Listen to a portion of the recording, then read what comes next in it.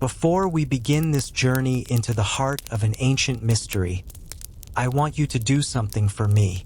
If you're enjoying this deep dive, if you find yourself getting pulled into the story, hit that like button. It helps more than you know. And if you want to follow this entire series, make sure you're subscribed. Now let's get started. We begin with a shape, a simple, profound, impossible shape carved against the endless blue of an Egyptian sky, the pyramid. Of all the questions humanity has ever asked, from the nature of the stars to the meaning of our own existence, few have the stubborn gravitational pull of this one. How did they do it? We look at these mountains of cut stone, older than nations, older than languages, and a voice in the back of our modern mind whispers that it just doesn't seem possible. It feels like a magic trick performed on a continental scale, and we've spent 4,000 years trying to figure out where they hid the wires.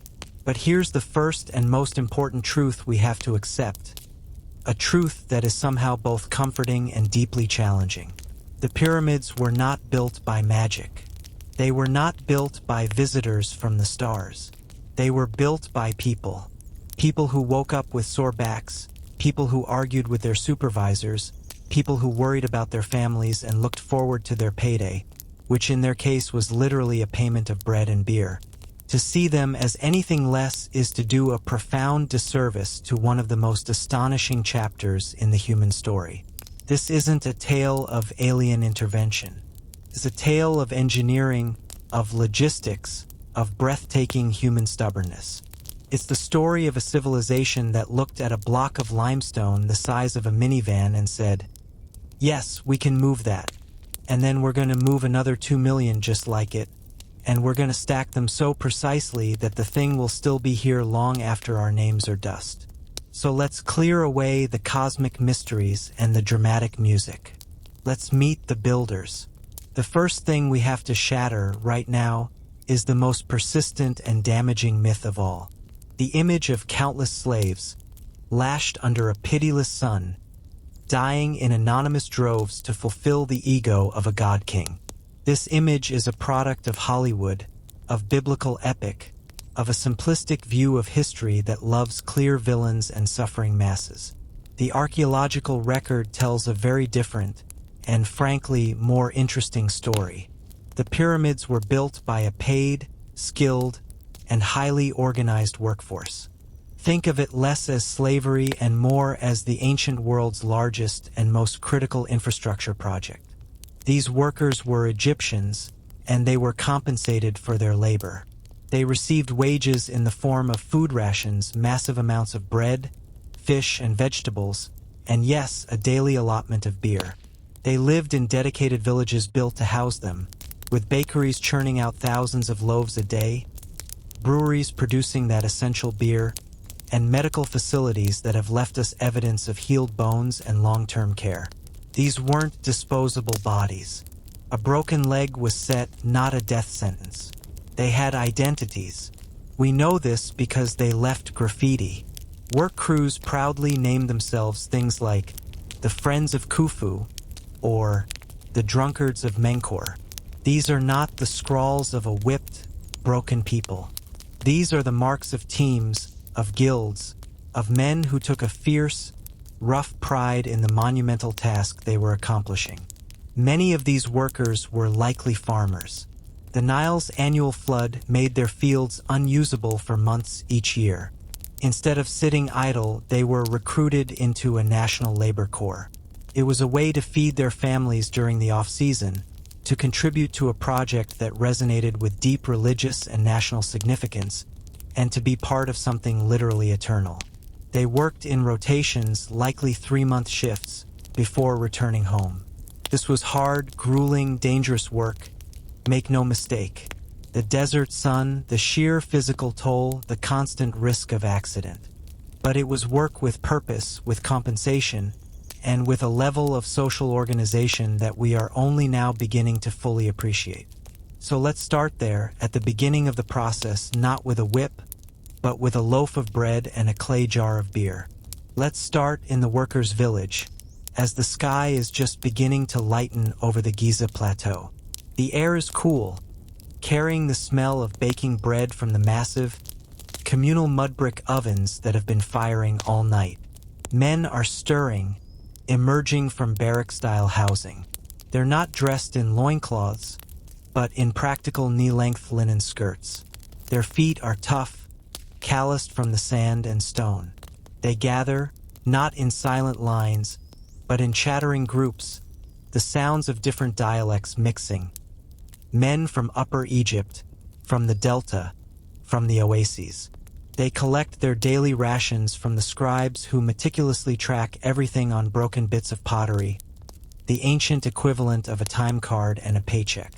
A few hefty loaves of dense, coarse bread, packed with grains and calories. Some dried fish, a handful of onions, the ancient world's power food, rich in sugars and electrolytes. And the beer is not what you're picturing. It's thick, almost porridge-like, more of a liquid bread. It's nutritious, slightly alcoholic, and most importantly, it's safe to drink in a land where the Nile water could make you sick. It's hydration, calories, and a mild morale boost all in one.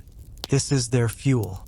This is what will power the human machinery that will move a mountain, one 3-ton block at a time. As they eat, the gang bosses, the foremen, are already moving, their voices cutting through the morning chatter. The plans for the day have been set since the previous evening by the architects and scribes in their admin compound. Every block has a destination. Every team has a task. The sheer scale of the coordination is mind-boggling. We're talking about a workforce that may have peaked at 20 or 30,000 people, not all at the site at once, but in rotating, interlocking teams. And they all need to know where to go, what to do, and how their piece fits into the whole. This level of management implies a bureaucracy, a civil service, that was as sophisticated as the engineering. It's a system, a human system, and as the sun finally crests the horizon, painting the half-built pyramid in fiery orange, the system roars to life. The hauling teams head for the quarry or the docks. The carpenters check the wooden sledges and levers. The water carriers begin their endless trips from the Nile canals to the construction ramps. The men who smooth the sand with water to reduce friction for the sledges take their positions. It is organized chaos, a symphony of labor conducted without a single electronic communication, driven by shouted orders, hand signals, and the deep, ingrained knowledge of a routine that has been refined over decades of pyramid building. This is the reality, not silent, suffering slaves, but a bustling, noisy, smelly, vibrant human endeavor. It was the Manhattan Project of the Bronze Age, and these were its engineers, its technicians, and its rank-and-file workers. They weren't building a mystery. They were building a tomb for a king, and in doing so, they were building a testament to what human beings can achieve when we organize, when we plan, and when we set our collective shoulder to a single staggering task. And the first step, before any block could be hauled or any ramp could be built, was to get the stone out of the ground. The quarries.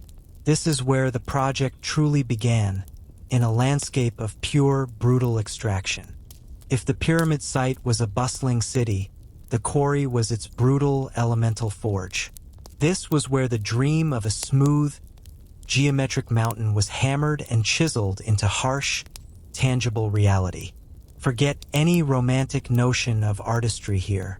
This was extraction on an industrial scale, millennia before the Industrial Revolution. The primary quarry for the Great Pyramid lay just south of the pyramid itself, a vast gash in the limestone plateau. The convenience was immense. The stone didn't have to travel far, but convenience is a relative term when your tools are made of copper and stone. Picture the scene. A landscape stripped bare of soil, a blinding white expanse of bedrock under a sun that feels like a physical weight. The air shimmers with heat and is filled with a cacophony that never stops. The constant, ringing tap-tap-tap of metal on stone. The deeper, percussive thud of stone hammers. The shouts of quarrymen. The foreman's calls. The creak of ropes. and everywhere the dust. A fine, pale powder that coats everything: skin, hair, lungs, drinking water. It was a place where men worked in a state of perpetual gritty film. The fundamental tool was the copper chisel.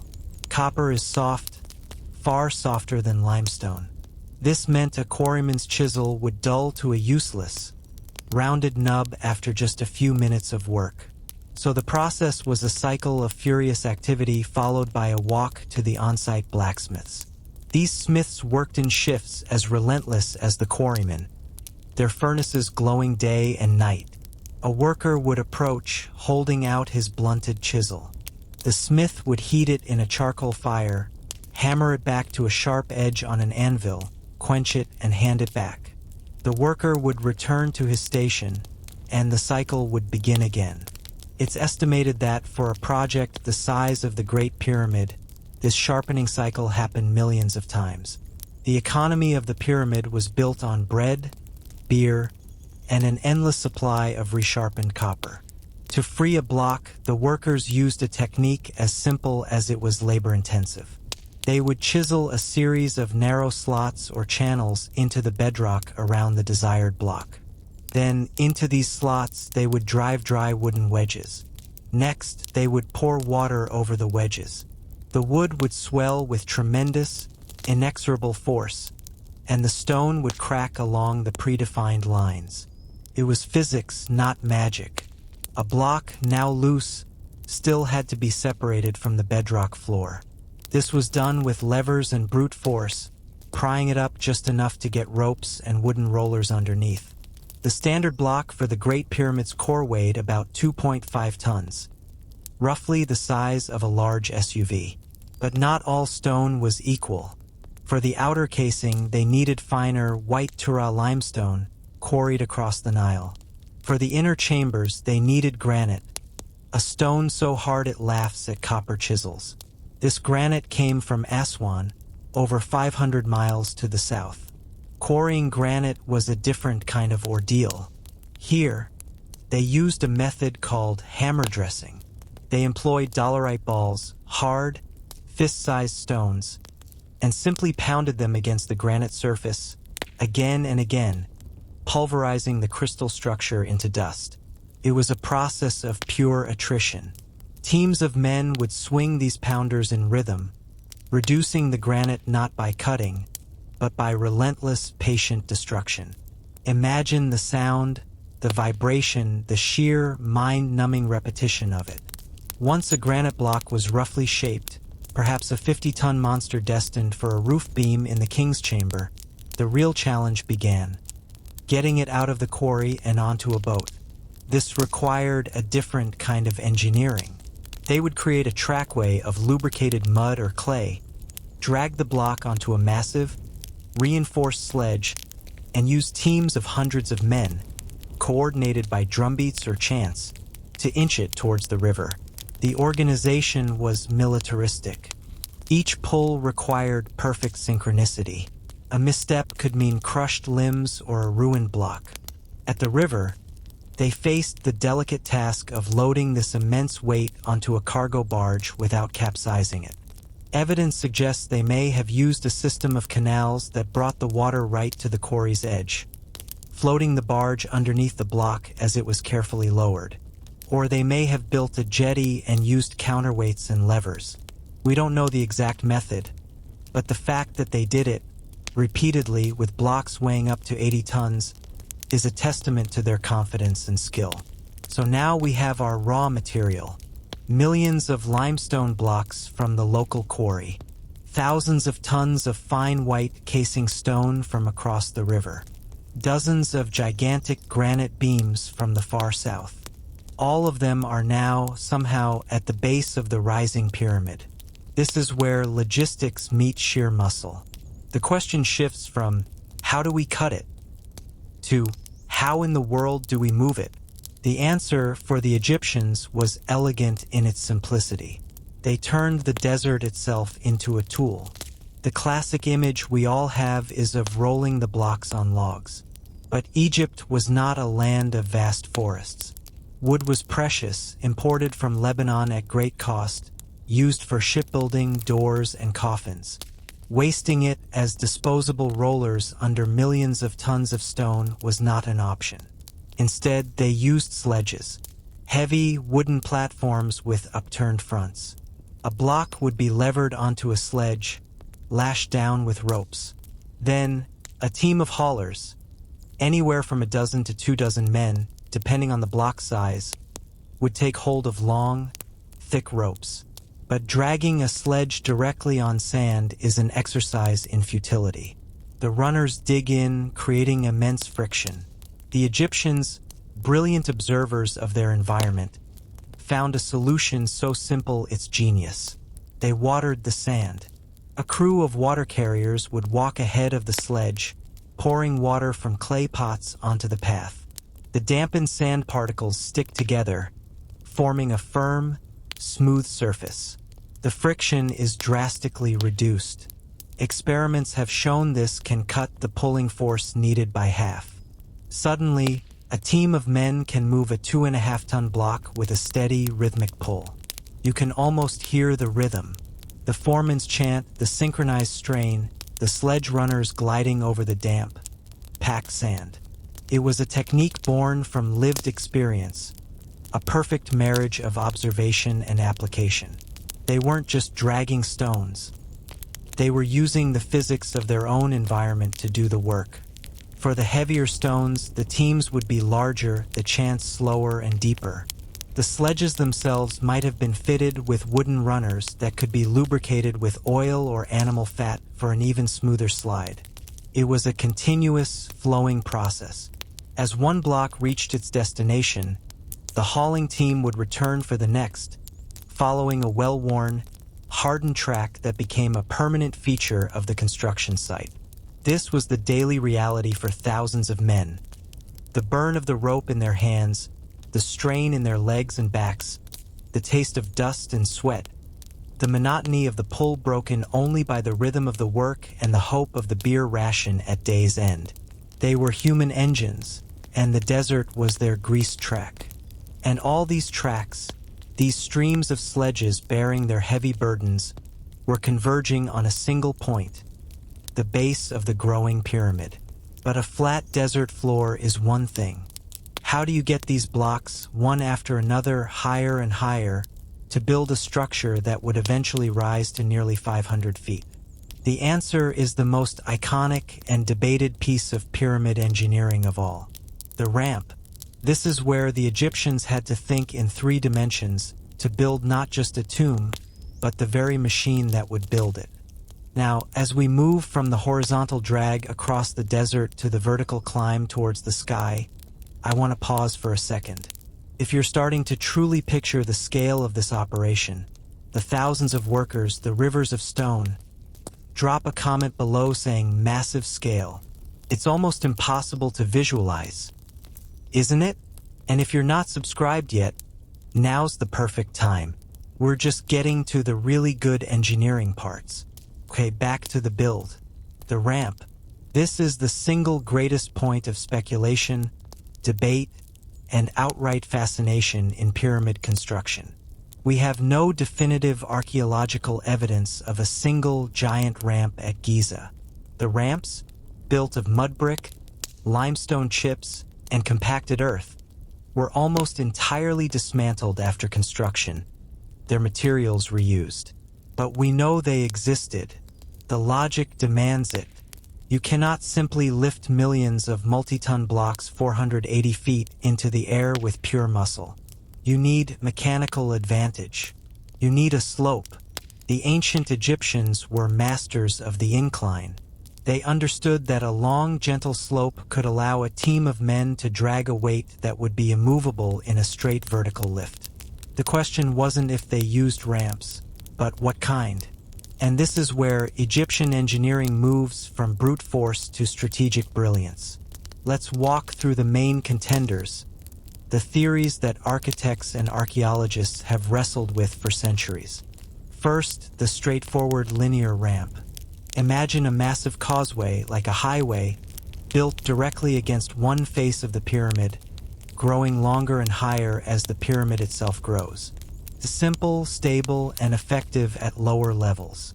But there's a catastrophic flaw. As the pyramid gets taller, the ramp must get longer to maintain a workable slope, a gentle grade of about 10% or less.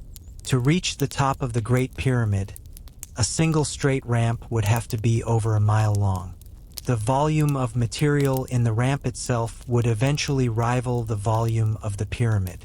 The logistics of building and maintaining such a monstrosity, while also hauling stone up its incredible length, make it highly unlikely.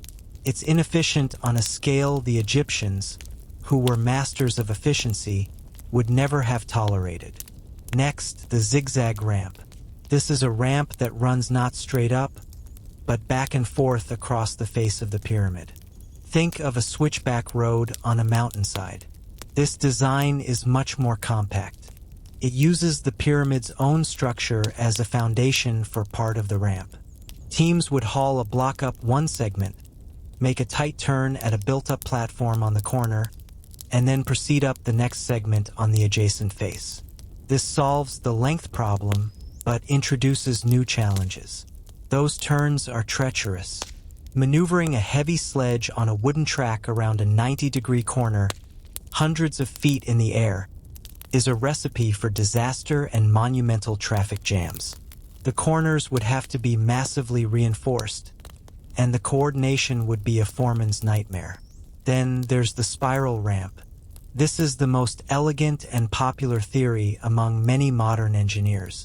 A single, sloping ramp wraps around the exterior of the pyramid like a giant ribbon, spiraling upward from base to apex. It's compact, uses the pyramid's core for support, and provides a continuous, gentler incline. It seems perfect, but it too has issues. As the ramp spirals higher, the outer edge of the ramp has nothing under it but empty space. Supporting that outer edge would require a complex timber framework, a hanging ramp, which is a tremendous engineering challenge in its own right. Furthermore, a spiral ramp would completely cover the pyramid's faces, making it impossible for surveyors to check the all-important alignment and angles of the structure as it rose. They needed to see the edges to ensure perfection. The most compelling theory, and the one that incorporates practical logistics, is a hybrid model. They likely used different ramp systems at different stages. In the initial phase, when the pyramid was low and wide, they could have used multiple, shorter straight ramps on several sides, bringing in a furious stream of blocks to build the massive core. As the pyramid grew taller, they might have transitioned to a more compact system. One fascinating idea is an internal spiral ramp, built within the growing body of the pyramid itself, not on the outside. As workers laid courses of stone, they would leave a corkscrew-shaped open corridor inside the structure. Blocks would be hauled up this dark, enclosed tunnel. When the pyramid was finished, this internal ramp would be filled in with masonry, leaving no trace. This theory explains the lack of external ramp evidence and solves the support and surveying problems. But it's just that, a theory. Regardless of the exact design, the ramp was more than just a road. It was a carefully managed construction zone. Water carriers would be constantly wetting the ramp surface to keep the friction low. Overseers stationed at intervals would coordinate traffic, preventing collisions. Rest platforms would be built into the design, allowing teams to pause and regroup. And the ramp itself was a constant construction project. As each new course of stones was laid on the pyramid, laborers would be behind the hauling teams, extending the ramp upward with more mud brick and rubble, maintaining that critical, consistent slope. Imagine the scene. A snaking line of sledges, each with its team of straining men, moving in a slow, relentless procession up the inclined plane. The sound of hundreds of feet shuffling on damp earth, the creak of ropes, the foreman's calls echoing off the stone faces. At the top, the final challenge, positioning the block. The ramp wouldn't deliver the stone directly to its final resting place. It would deliver it to the working level, the current top of the pyramid, which was a wide, flat terrace. Here, the fine-tuning happened. Using levers, long, stout wooden beams, teams would pry the block off its sledge. They'd lift one corner, slide a stone chip underneath, then move to the next corner, walking the block laterally across the leveled course of stones. They were guided by string lines dipped in red ochre pigment, snapped against the stone to leave perfectly straight guidelines. Masons with copper chisels and stone hammers would do the final dressing, ensuring the block fits snugly against its neighbors. The precision here is staggering. The joints between many of the core blocks are so tight you can't slip a razor blade between them. This wasn't done with lasers. It was done with skilled eyes, practiced hands, and an institutional demand for perfection that permeated the entire project.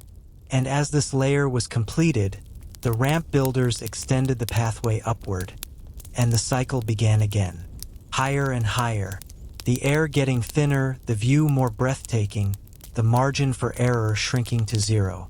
Every block placed had to be correct, for it was now part of the foundation for everything above.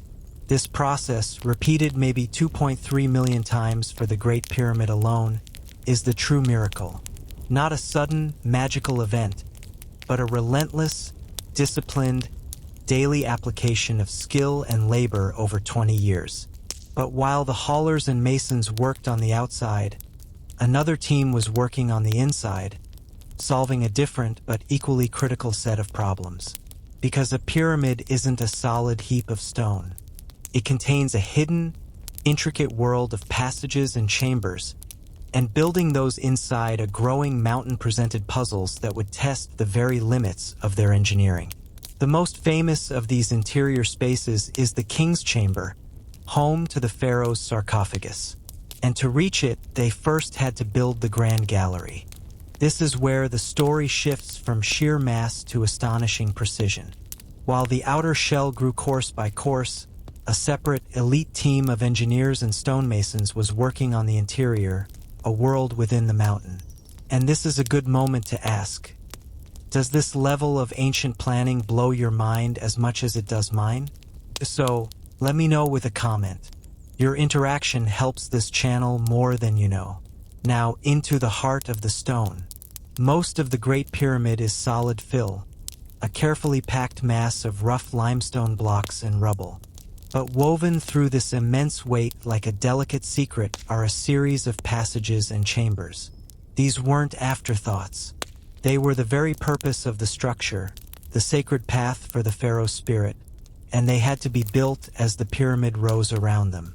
This required a kind of architectural foresight that is hard to fathom. They were building the interior and the exterior simultaneously in a carefully choreographed sequence. The first challenge was the descending passage, cut directly down into the bedrock of the plateau, deep beneath the pyramid's base. This was likely the very first piece of construction, started even before the first foundation stone was laid. But the plan changed. Somewhere early in Khufu's reign, the architects decided to relocate the burial chamber higher up within the pyramid's body. Why? We don't know. Perhaps concerns about groundwater, perhaps a theological shift. This meant they now had to build an ascending passage, branching off from the original descending one, and leading up to the new chambers. And this is where we encounter the first masterpiece of internal engineering, the portcullis system. The ascending passage is a tight, narrow tunnel, only about 3.5 feet high and wide. About a third of the way up, they designed a series of 3 massive granite slabs that could be slid down grooves to seal the passage permanently after the king's burial. But these slabs were too big to fit up the finished passage. So the builders did something clever. They installed them during construction. The slabs were placed in a small, hidden antechamber above the ascending passage, held in place by wooden beams. The plan was that after the funeral, workers would pull out the beams from below, letting the slabs thunder down the grooves, sealing the tomb forever. It was an ancient security system, but to get those multi-ton granite slabs up there in the first place, they had to leave the upper part of the ascending passage and the Grand Gallery itself unfinished, open to the sky, until the slabs were hauled into position. This tells us that the pyramid's construction was a dynamic process, with phases and adjustments. Now, the Grand Gallery. This is not a mere corridor. It is a soaring, majestic space that takes your breath away, especially after crawling up the claustrophobic ascending passage. It rises at the same 26-degree angle, but it is over 28 feet high and 150 feet long.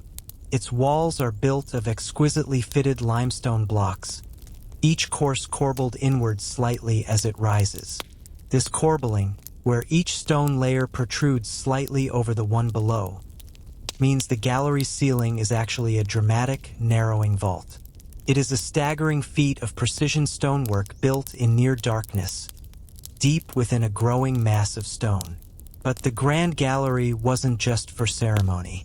Many Egyptologists believe it was a functional part of the construction process for the chambers above.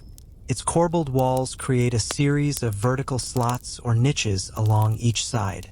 One compelling theory is that these niches held massive wooden beams that formed part of a giant counterweight lift. Imagine a huge wooden cradle or sled, holding one of the 50-ton granite roof beams for the king's chamber. The sled is attached to ropes that run up the gallery, over beams at the top and back down, where they are attached to heavy counterweights, perhaps blocks of stone or containers of sand. By slowly releasing the counterweights, the crew could lift the immense beam up the steep slope of the gallery in a controlled manner. The gallery, then, was the world's first and largest internal elevator shaft. It was a machine built from stone. Once the beam reached the top of the gallery, it would have to be moved horizontally into the antechamber and then into the king's chamber itself. This would have been done with levers, rollers, and an immense amount of coordinated shouting. The king's chamber is a study in minimalist power. It's built entirely from red granite hauled from Aswan. The floor, the walls, the ceiling. 9 enormous granite beams, each weighing 40 to 50 tons, span the ceiling. But the true genius lies above the ceiling. The Egyptians understood load distribution. They knew that the millions of tons of stone in the pyramid above would eventually crush a flat ceiling, no matter how strong the granite. So they built 5 relieving chambers stacked on top of the king's chamber ceiling. Between the ceiling and the first relieving chamber is a small, rough space. Then, above that, for more low chambers with peaked roofs made of massive limestone blocks. These chambers are not meant to be entered. They are architectural shock absorbers. Their purpose is to divert and redistribute the immense compressive forces from the mass above, spreading the load out to the stronger side walls of the chamber below. The peak of the uppermost chamber's roof is the actual apex of the pyramid's internal structure. It is a perfect example of engineering physics, solved with stone and geometry 2.5 millennia before Isaac Newton was born. Venturing into these spaces today, you are struck by 2 things. The first is the overwhelming sense of weight. You are deep inside a pile of 6 million tons of stone. The second is the cool, dry, silent air. The pyramid acts as a giant dehumidifier and insulator. The temperature is a constant 68 degrees Fahrenheit. No matter the scorching heat outside, this wasn't an accident. It helped preserve the king's body and his goods. But how did they build these chambers without being crushed? The answer is they built them as they built the pyramid. They constructed the king's chamber walls at a certain level.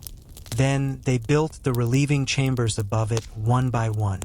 As they finished each relieving chamber, they would backfill around and above it with the pyramid's core masonry, creating a protective shell.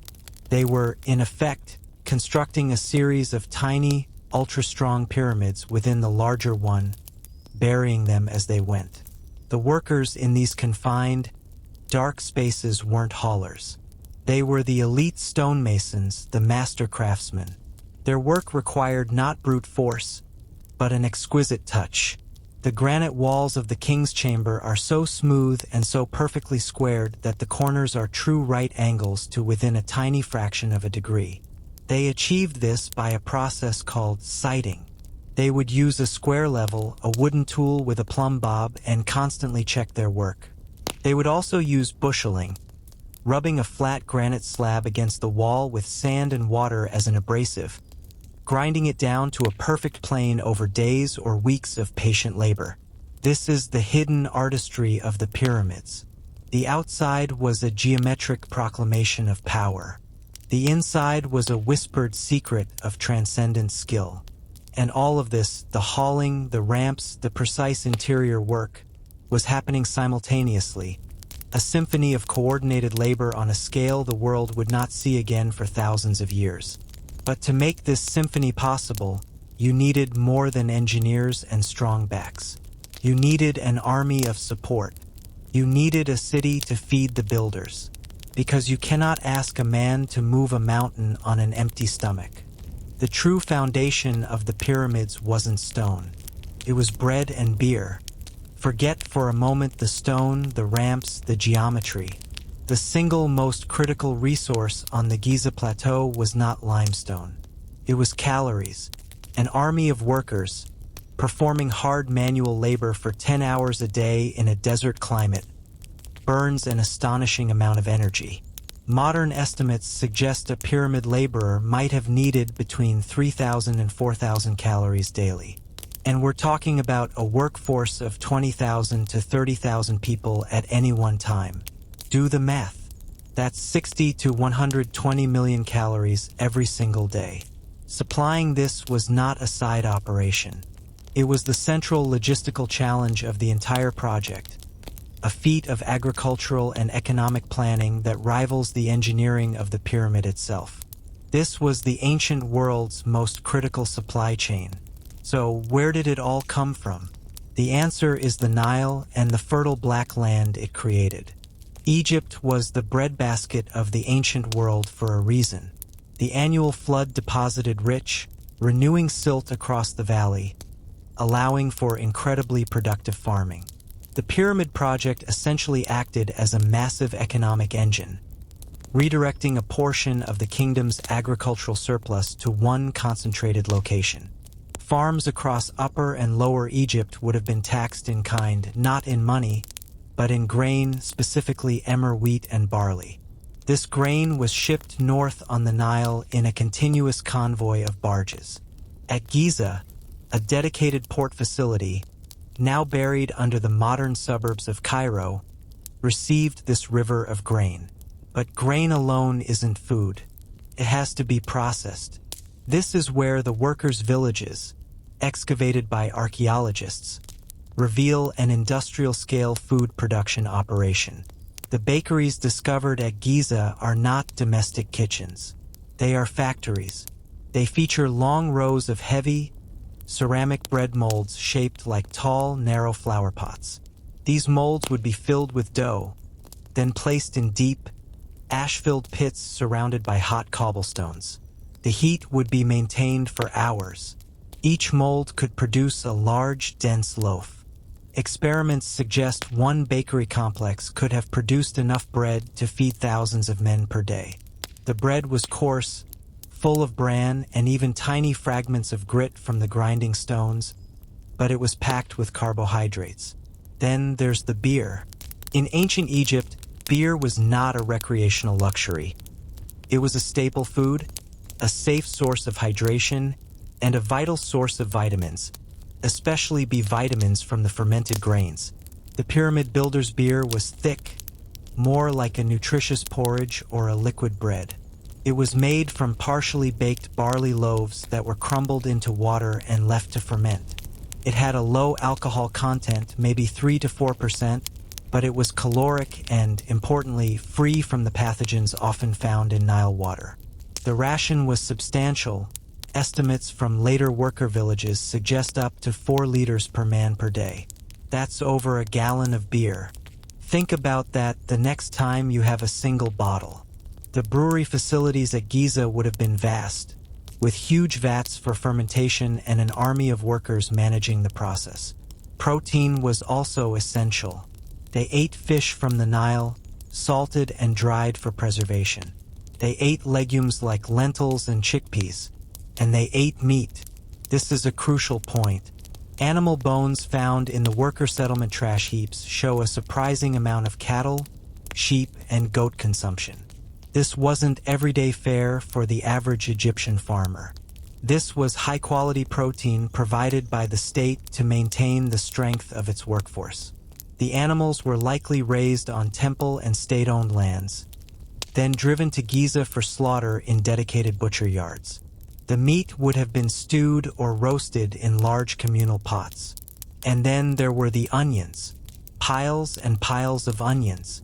They were easy to grow, stored well, and were rich in sugar and vitamin C. They were the ancient equivalent of an energy bar. This diet bred beer, fish, pulses, meat, onions was carefully calibrated. It provided the carbohydrates for immediate energy, protein for muscle repair, salts and vitamins to prevent cramping and deficiency diseases in the harsh environment. It was a state-funded nutrition plan designed to optimize human performance. But food is only one part of the support system. These workers needed shelter, medical care, and a social structure. The village at Giza, often called Height El Ghurab or the Wall of the Crow, was a carefully planned town. It had straight, narrow streets, barrack-style long galleries for housing gangs of workers, and even smaller, better-built houses for foremen and officials.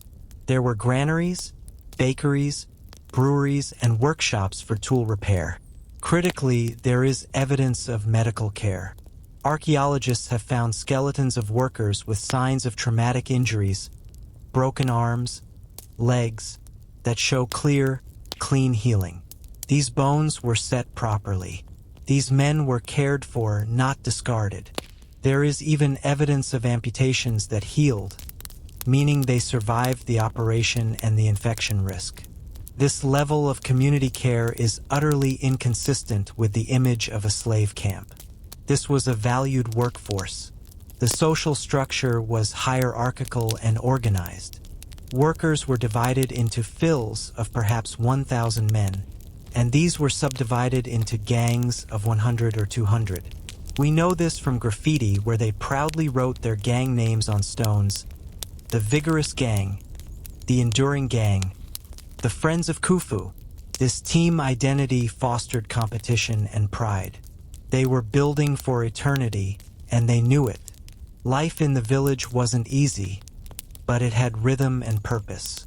A worker would wake at dawn, collect his ration, work a long shift with his gang, return to the village in the evening for a meal, maybe share stories, play a simple board game, then sleep to do it all again. It was a hard life, but a life with meaning, security, and the camaraderie of a shared, monumental task. This entire support system, the farmers, the bakers, the brewers, the doctors, the scribes tracking rations, was the invisible pyramid. It was the social and economic infrastructure that made the stone pyramid possible. Without this machine of daily sustenance, the entire project would have collapsed in weeks. So when we marvel at the pyramids, we should also marvel at the granaries, the bakeries, and the brewers. We should marvel at the scribe who tracked that one worker, Canifer, received his 3 loaves and 2 jars of beer, and in doing so, played his own small part in building a wonder of the world. The pyramid, in the end, is a testament to what a society can achieve when it organizes itself around a single, unified goal. It is a lesson in logistics, management, and human cooperation written in stone. And as the final stones were placed at the very apex, and the smooth white casing stones were polished to a brilliant finish, the people who built it must have looked up with a feeling we can only imagine. But their work, and the work of the society that supported them, left one last puzzle for us. A puzzle of such precision that it has fueled theories of lost knowledge and otherworldly help for centuries. Because when you measure the Great Pyramid, the numbers you get don't just suggest skill. They whisper of something else entirely. We've talked about the human labor, the ramps, the food. All of that explains the how of moving and stacking the stones. But it doesn't fully explain the what. What they built is so precise, so mathematically resonant, that it seems to defy the tools they had.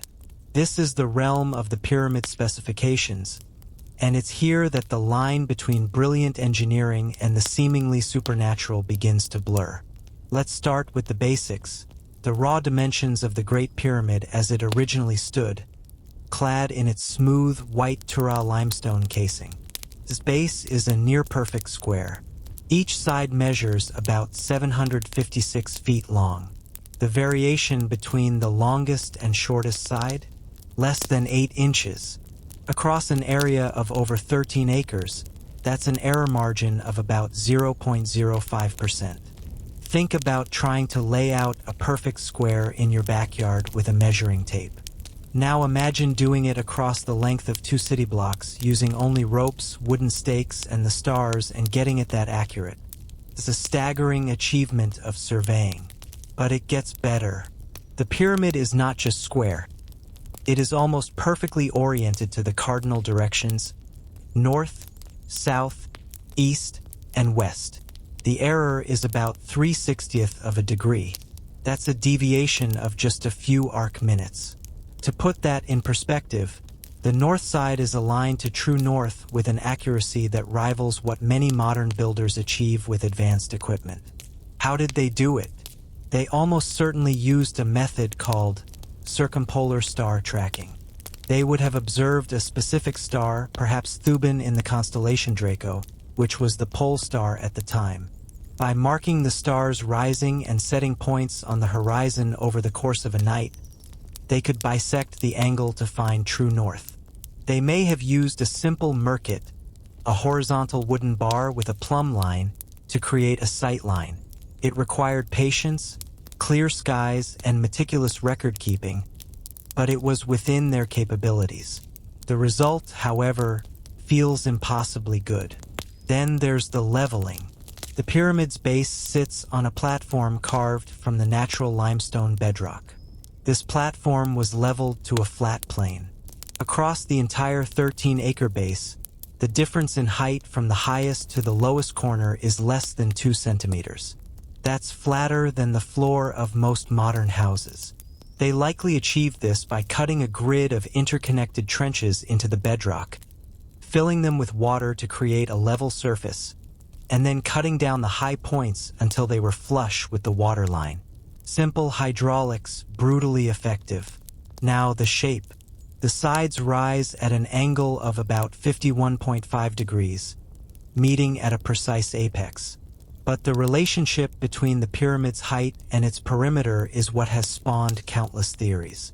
If you take the perimeter of the base and divide it by twice the original height, you get a number very, very close to pi, the mathematical constant, 3.14159.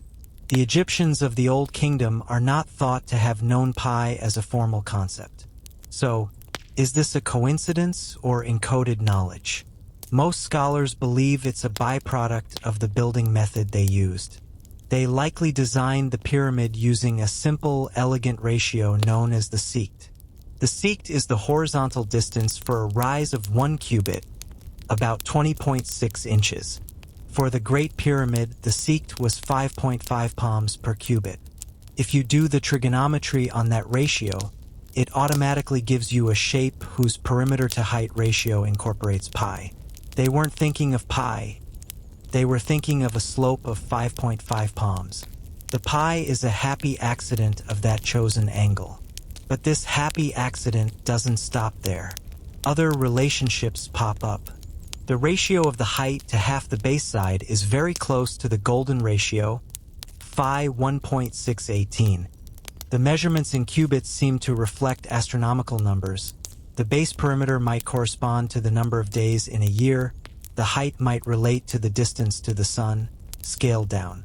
It goes on and on. Here's the critical thing to understand. When you have a structure as massive and as precisely built as the Great Pyramid, you can find a lot of numbers in it.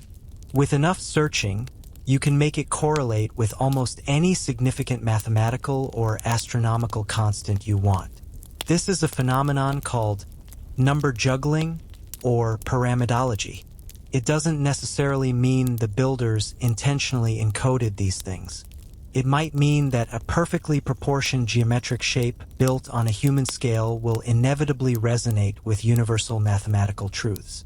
But the sheer density of these coincidences is unsettling.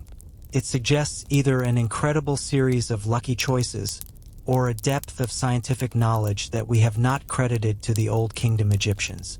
The truth probably lies in the middle. They were masterful practical mathematicians and astronomers. Their knowledge of geometry, derived from land surveying, which was vital after the Nile flood wiped out boundary markers every year, was profound. They could calculate areas, volumes, and slopes with ease. They tracked the stars for religious and calendrical reasons. When they set out to build the ultimate eternal monument, they naturally employed their most perfect, harmonious ratios they observed in the world around them. The pyramid may be a crystallized form of their entire understanding of order in the cosmos. There's one more piece of precision that is often overlooked: the casing stones. The outer shell of the pyramid wasn't the rough, step-like structure we see today. It was covered in highly polished, white limestone blocks, cut with such accuracy that the joints between them were reportedly less than a millimeter wide. The Greek historian Herodotus, writing 2,000 years after the pyramid was built, claimed the stones were so perfectly fitted that you couldn't see the seams. An Arab historian from the Middle Ages described the surface as so smooth and reflective that, from a distance, the pyramid looked like a single luminous mountain. These casing stones were removed over centuries to build mosques and fortresses in Cairo, which is why the pyramid now looks like a rough staircase. But a few remain at the very base, and their surfaces are indeed flawlessly flat and their edges razor-sharp. Creating that finish on such a scale, on blocks that could weigh 15 tons each, is a testament to a level of stonemasonry that borders on the obsessive. So what are we left with? A structure of impossible precision built with seemingly simple tools. This gap between the sophistication of the result and the assumed simplicity of the methods is the vacuum into which alternative theories rush. It's human nature. When we see something that feels too perfect, we look for a perfect explanation. Lost civilizations, alien technology, divine intervention. But perhaps the more profound and more human explanation is this: the ancient Egyptians were not primitive. They were different. Their intelligence was channeled through a different cultural lens, one that valued harmony, order, and eternal stability above all else. They combined acute observation of the natural world with a patient, generations-long commitment to craftsmanship. They didn't have silicon chips, but they had infinite patience and a society organized to a single purpose. The pyramid is a product of that mindset. It is not a message in a code we can't crack. It is the message. The message is, we understood the world, we mastered it, and we built this to prove it, forever. And as the last casing stone was set and the capstone, perhaps sheathed in electrum, was placed at the summit, the people of the Nile had done just that. But the story of the pyramids doesn't end with their completion. In many ways, that's when their second life began. A life as symbols, as quarries, as objects of obsession, and as the epicenter of a mystery that would capture the imagination of the world, from Napoleon's soldiers to modern-day theorists. Because once you build something that perfect, that colossal, you can never truly control what it means to the people who come after. We're moving from how they were built to what they've meant for the 4,500 years since. This is where the pyramids stop being just tombs and start being mirrors, reflecting the obsessions of every culture that encounters them. And I have to tell you, this next part of the story is one of my favorites. If you're enjoying this journey through time, show some love with a like, and definitely subscribe so you don't miss where we're headed. Now, let's watch as the pyramids leave the hands of their builders and enter the world of myth. For centuries after the age of the pyramid builders, the monuments sat, silent and immense, on the Giza plateau. The Old Kingdom collapsed. New pharaohs arose from Thebes, building tombs in the Valley of the Kings. The pyramids, robbed of their treasures and their royal occupants within a few hundred years of their sealing, became empty shells. But they were never forgotten. To the Egyptians of the Middle and New Kingdoms, they were ancient, sacred relics. They saw them not as the tombs of specific kings, but as the works of the gods or of legendary sage kings like Imhotep, the deified architect of the first pyramid.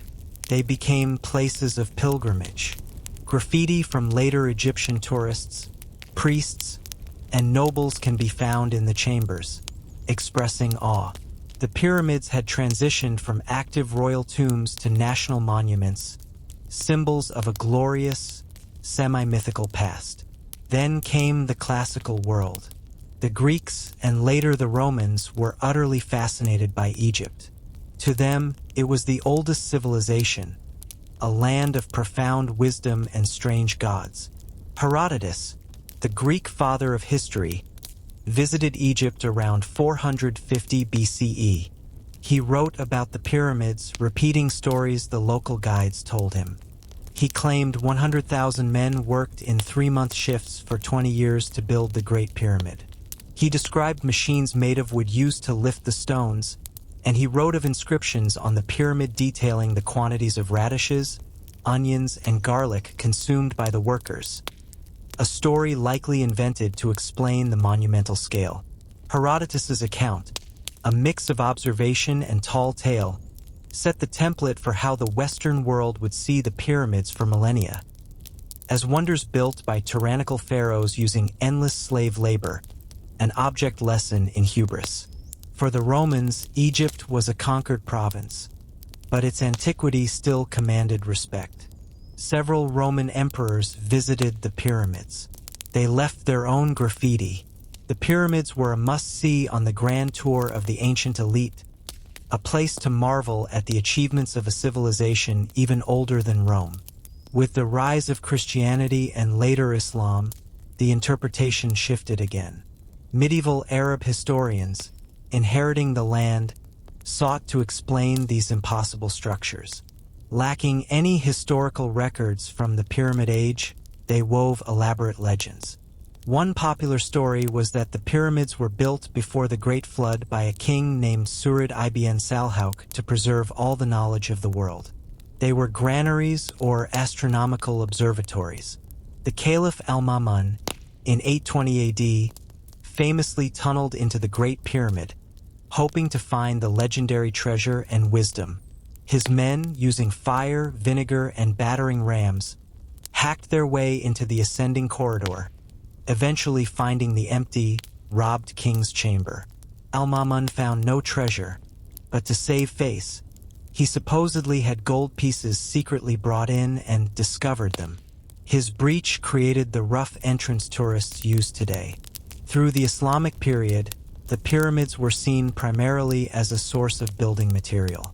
The smooth, beautiful white casing stones were systematically stripped away to build mosques and fortifications in Cairo.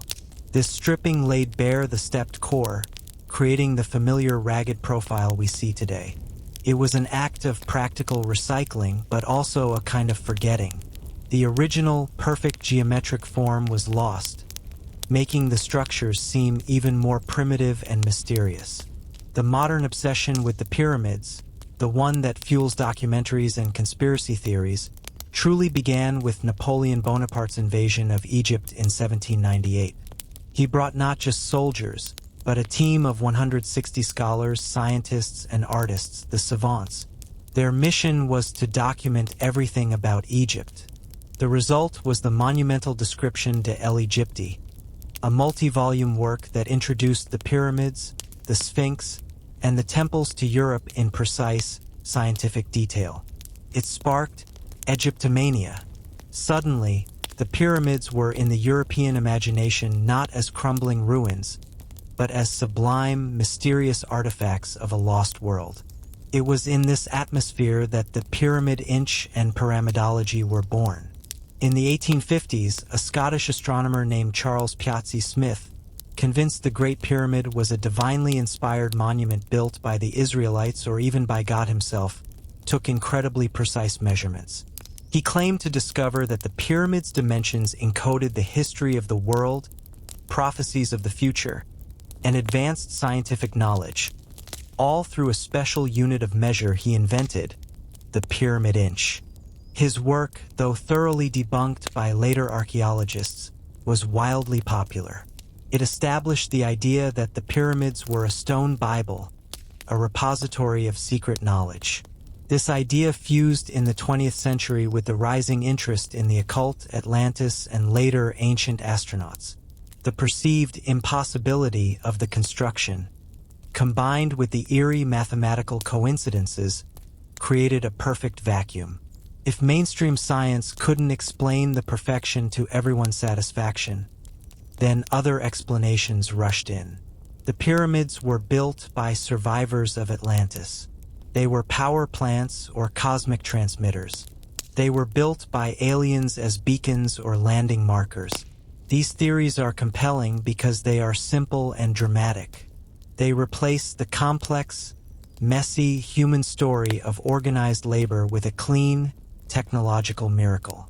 They also, often unintentionally, carry a whiff of colonialism, the implicit suggestion that the ancient Egyptians, an African civilization, could not possibly have been this advanced on their own. This is why the ongoing archaeological work is so vital. Every discovery in the workers' villages, every analysis of the quarries and ramps, is not just adding detail to a construction manual. It is restoring agency and intelligence to the people who actually did the work. It's reclaiming the narrative from the realm of magic and giving it back to the realm of human achievement. Today, the pyramids stand at a crossroads of meaning. They are a global icon, a symbol of Egypt itself. They are a UNESCO World Heritage Site, a source of national pride and tourist revenue.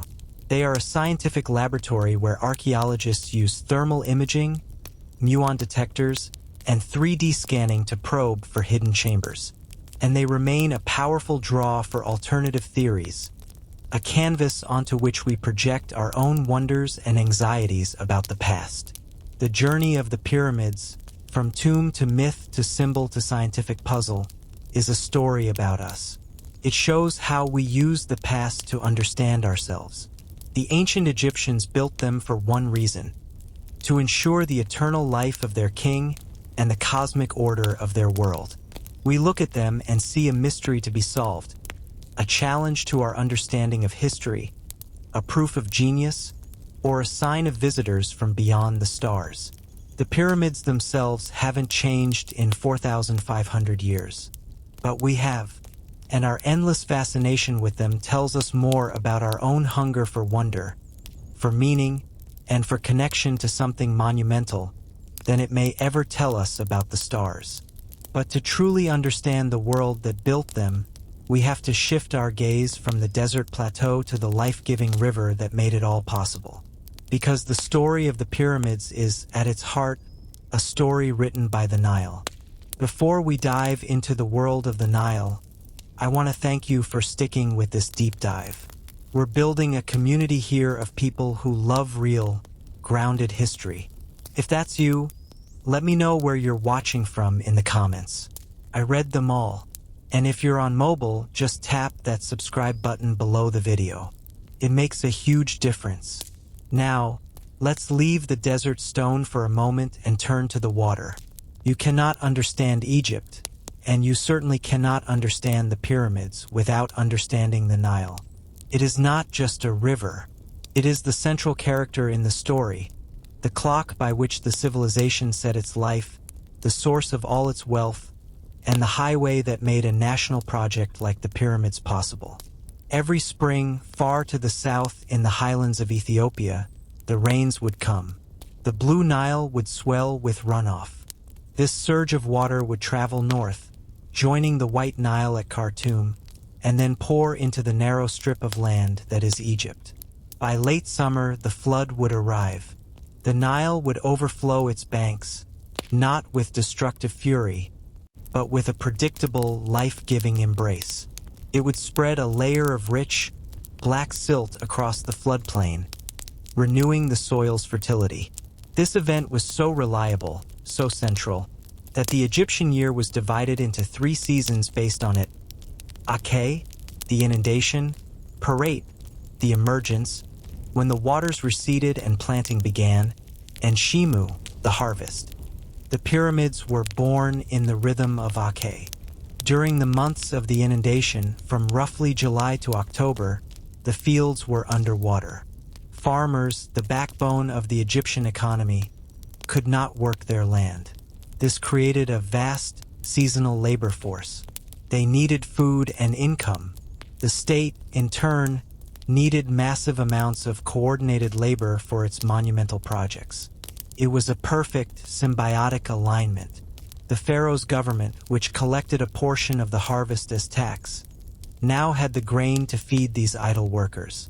And the workers had a way to support their families during the off-season. This is the crucial economic engine behind the pyramids. It wasn't slavery. It was a form of national service, a corvée labor system, where citizens contributed their labor to the state as a kind of tax, and in return received sustenance. The Nile made this system fluid, literally. It provided the transportation network. The quarries at Tura for the fine white casing stones were on the east bank of the Nile. The granite came from Aswan, 500 miles to the south. How do you move 50-ton blocks that distance? You don't drag them across the desert. You float them. The Nile was Egypt's interstate highway. Heavy stones were loaded onto massive barges built from cedar imported from Lebanon. These barges, likely guided by teams of smaller boats with oars and sails, would ride the current north from Aswan. For the Tura limestone, they would cross the river. The barges would be brought as close as possible to the Giza Plateau via canals dug specifically for the project. Recent archaeological work has uncovered evidence of a major harbor or basin right at the foot of the Giza Plateau, connected to the Nile by a channel. This was the main logistics hub. Imagine this port during the height of construction. A constant stream of barges arriving, heavy with stone. Dockworkers using levers, ramps, and ropes to unload the blocks onto the waiting sledges. The sound of water, creaking wood, shouted orders. Piles of grain sacks from upriver being hauled to the bakeries. Herds of cattle being driven ashore for slaughter. The harbor would have been a chaotic, thriving, muddy, and vital nexus, the point where the fertility of the entire Nile Valley was transformed into stone. The river didn't just provide transport and labor, it provided the very model for Egyptian cosmology, which directly influenced the pyramid's design. The Egyptians saw the universe as a place of constant cyclical renewal, mirroring the Nile's flood. The sun god Ra died every evening in the west, traveled through the underworld at night, and was reborn every morning in the east. The pharaoh, upon death, would join this cycle. The pyramid, with its smooth, shining sides, was seen as a petrified ray of the sun, a ramp for the king's soul to climb to join Ra in his eternal solar bark. The orientation of the pyramids to the cardinal points wasn't just surveying bravado. It tied them into this cosmic order. The north-south axis connected them to the circumpolar stars, which never set, the imperishable ones, a realm of eternal existence. The east-west axis tracked the sun's life-giving journey. The pyramid was a machine designed to slot the king perfectly into the machinery of the universe, a machinery whose heartbeat was the Nile. Even the internal chambers might reflect this. Some theorists suggest the so-called air shafts from the king's chamber aren't for ventilation, but are star shafts, aligned to specific constellations like Orion, associated with Osiris, god of the afterlife, and the northern stars, to directly channel the king's soul. The Nile's influence extended to the most mundane details. The mud from its banks was the primary building material for everything except the monuments themselves. The workers' villages, the administrative buildings, even the ramps were built from mud brick, Nile silt mixed with straw and baked in the sun. The papyrus reed that grew along its banks provided material for ropes, mats, and writing paper. The river dictated the pace, the method, and the meaning of the work. So, when we stand before the pyramids, we are not just looking at a triumph over the desert. We are looking at a triumph of the river. They are mountains born from mud. They are the ultimate expression of a culture that learned to harness the predictable chaos of nature, to organize time and labor around a flood, and to transform the bounty of water and silt into an ambition of stone that would defy time itself. The pyramids are often called timeless, but that's not quite right. They are deeply, fundamentally timeful. They are built in the time between floods, by the people waiting for the waters to recede, with materials delivered by the water's flow, to enact a ritual ensuring the eternal return of the cycles that made their life possible. They are a prayer for continuity, built by the rhythm of the river. And as the last pyramid builders laid down their tools, the focus of Egyptian civilization began to shift. The age of gigantic central state projects gave way to new political realities. But the lure of hidden chambers and unseen treasures within these stone mountains never faded. The robbers came first, then the explorers, then the scientists, and with them came a new kind of mystery, one not of construction, but of exploration. What, if anything, was still hidden inside? The Great Pyramid has been, technically, open for over 1,000 years, since Caliph al-Ma'mun's men tunneled their way in. Generations of tourists have crawled up the ascending passage, marveled at the Grand Gallery, and stood in the empty king's chamber. For centuries, it was assumed the pyramid had given up all its secrets. It was a hollow mountain. But the human mind rebels against the idea that something so monumental could be so empty. What if the known chambers were decoys? What if the real burial chamber, still untouched, lay hidden elsewhere? This belief has driven explorers, scholars, and crackpots for ages. The 19th and early 20th centuries saw a wave of pyramid probing. British engineer John Dickson, in 1872, discovered the small, narrow shafts leading from the Queen's chamber. He inserted iron rods and found they stopped after about 200 feet. Intrigued, he dynamited around the shaft openings, a brutally invasive method that yielded no answers. It wasn't until 1993 that a German robotics team sent a small camera up one of these southern shafts. After a long climb, the camera's view was blocked by a limestone door with 2 copper pins. The world held its breath. A door. In 2002, a National Geographic Society team sent a robot to drill a tiny hole through this door. The camera peered through to reveal a small, empty space and another door blocking the shaft further on. It was a profound anticlimax that only deepened the mystery. Why build such an intricate, inaccessible feature if it led nowhere? The most likely explanation is symbolic. The shafts from the Queen's chamber may have been intended for the king's Ka, spirit, or as another astronomical alignment. They are a reminder that not every architectural feature has a practical purpose. Some are purely religious.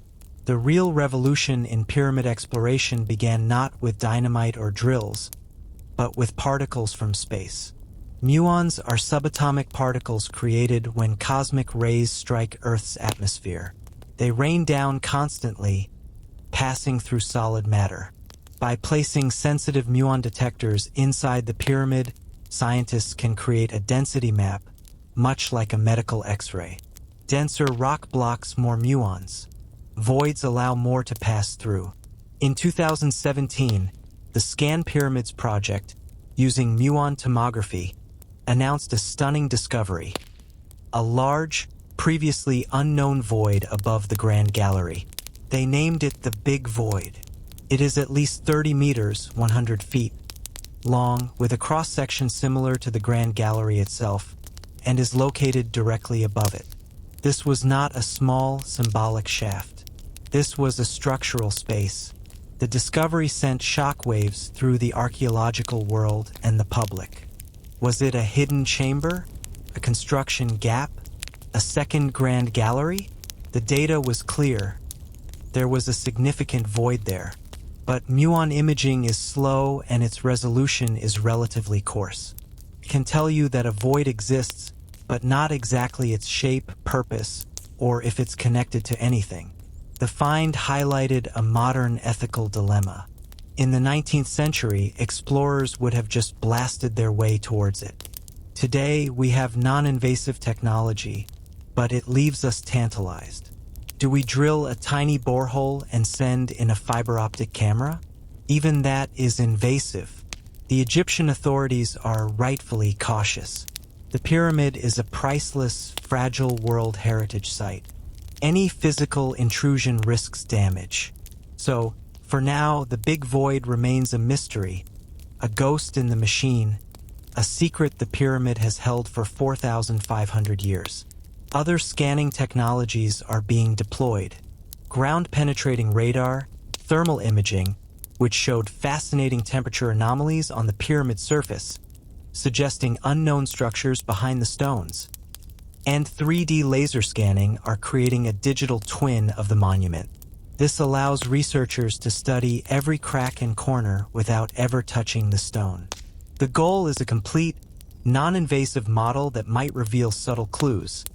A hidden crack that could indicate a sealed door, a variation in the masonry pattern that suggests a blocked corridor. The romance of finding a hidden treasure chamber is powerful, but most archaeologists temper their expectations. The pyramid was almost certainly robbed in antiquity. The likelihood of finding an intact burial, complete with golden treasures, is vanishingly small. But the real treasure today is information. Understanding the internal structure could reveal new details about construction techniques. The big void, for instance, could be a construction chamber, a space used to store materials or stage workers as they built the upper parts of the pyramid, later sealed off. It could be a relieving chamber for the Grand Gallery, similar to those above the King's Chamber. Even if it's empty, its discovery rewrites our understanding of the pyramid's internal architecture. The search within the pyramids is a mirror of our own technological age. We are using particles from dying stars to probe a structure built by ancient sun worshippers. We are seeking answers not with picks and dynamite, but with sensors and algorithms. It is a more respectful, patient kind of exploration, one that accepts that some secrets may remain secret. And that's okay. The mystery is part of the pyramid's power. The story of the pyramids doesn't end with scanning technology, however. It enters a new phase in the 21st century, where they face threats far more insidious than tomb robbers. The very air around them is changing, and the fight to preserve them is a race against time, demanding a new kind of engineering as innovative as the engineering that built them in the first place. As we enter the final stretch of this story, I need to ask for your help. This channel is built on bringing you deep, researched content like this. If you value that, please take a second to like this video. It's the single biggest way you can support this work. And if you haven't yet, subscribe. We're about to tackle the future of these ancient wonders. Now, let's talk about the fight to save them. For 4,500 years, the pyramids have endured. They've survived earthquakes, the stripping of their casing stones, the tunneling of explorers, and the ceaseless abrasion of the desert wind. But the challenges they face today are of a different, more diffuse nature. The pyramids now exist in a fragile balance between their ancient stone and the modern world pressing in on all sides. The most visible threat is the urban sprawl of Cairo. The city's expansion has brought the suburbs to the very edge of the Giza Plateau. The visual drama of the pyramids rising from isolated desert is gone, replaced by a backdrop of apartment blocks and pizza restaurants. More insidiously, this urbanization affects the groundwater. Leaking sewage and rising water tables from the city's infrastructure can seep into the bedrock beneath the pyramids, potentially undermining their foundations and increasing humidity inside the chambers, which can damage the stone from within. Then there's the pollution. Cairo has some of the worst air quality in the world. A haze of smog, rich in sulfur dioxide and other industrial pollutants, settles over the plateau. When this pollution mixes with moisture, it creates a weak acid that slowly eats away at the limestone, accelerating erosion. The stones, which have survived millennia of natural weathering, are now facing a chemical assault. The sheer volume of tourism, while vital for Egypt's economy, is also a stressor. The humidity from the breath of thousands of daily visitors, the vibrations from their footsteps, the accidental brushes of hands, all contribute to a gradual cumulative wear. In the past, well-meaning but disastrous restoration attempts caused their own damage. In the 1980s, a restoration project on the Sphinx, the pyramid's eternal companion, used cement and stones that were incompatible with the original limestone, trapping moisture and causing new cracks. Modern conservators have learned from these mistakes. Preservation today is a science of minimal intervention. The approach is to understand the stone's pathology.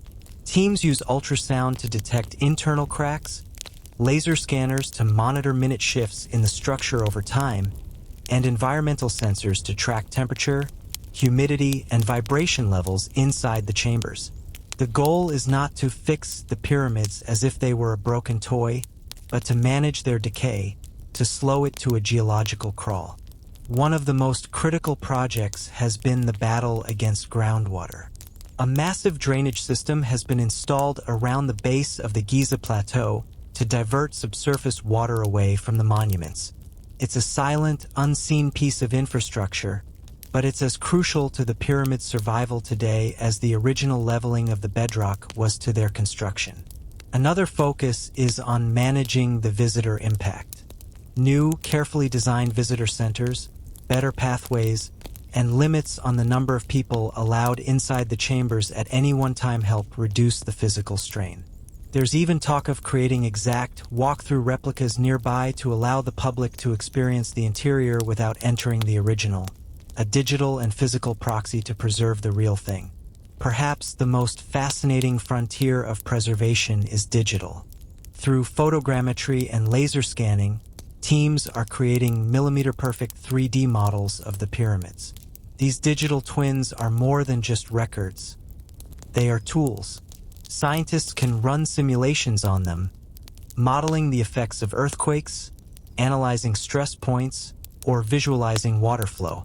They can also be used to create immersive virtual reality experiences, allowing people anywhere in the world to visit without causing any harm. This digital record is the ultimate insurance policy. Even if disaster struck, the precise form of the pyramids would be preserved in data. But preservation isn't just about science and technology. It's also about context. The pyramids were not built in isolation. They are part of a vast necropolis that includes temples, smaller pyramids, mastaba tombs, and the workers' villages. Protecting the monuments means protecting their setting from encroachment and understanding their relationship to the landscape.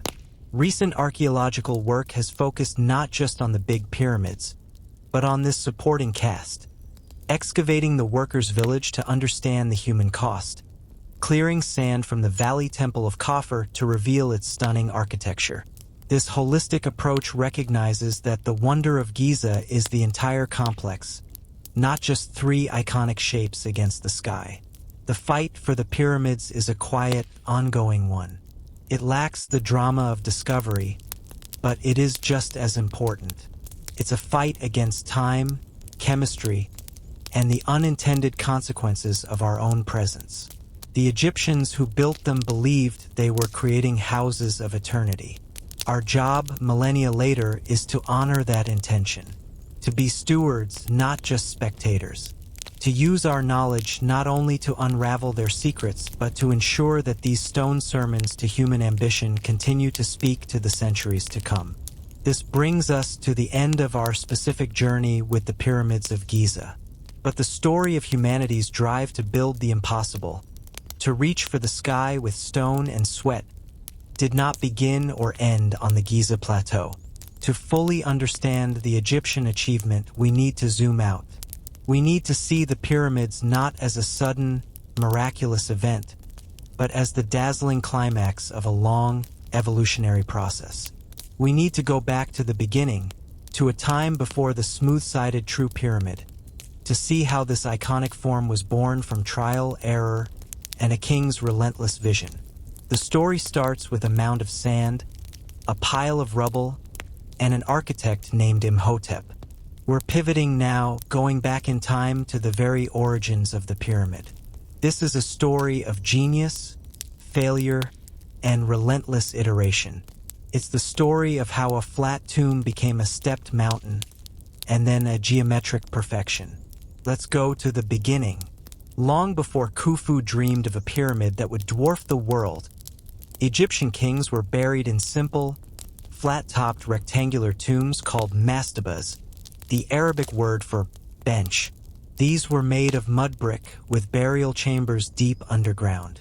But around 2630 BCE, a king named Djoser came to the throne, and he had a visionary architect, Imhotep. Imhotep was more than a builder. He was a priest, a doctor, a scribe, a sage. He would later be deified. His ambition for Djoser's eternal house was unprecedented. He didn't just want a bigger mastaba. He wanted a monument that would elevate the king literally and symbolically towards the heavens. His solution was radical. He stacked mastabas.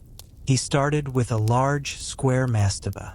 Then he built a slightly smaller one on top of it, and another until he had created a six-tiered, step structure rising 200 feet into the air.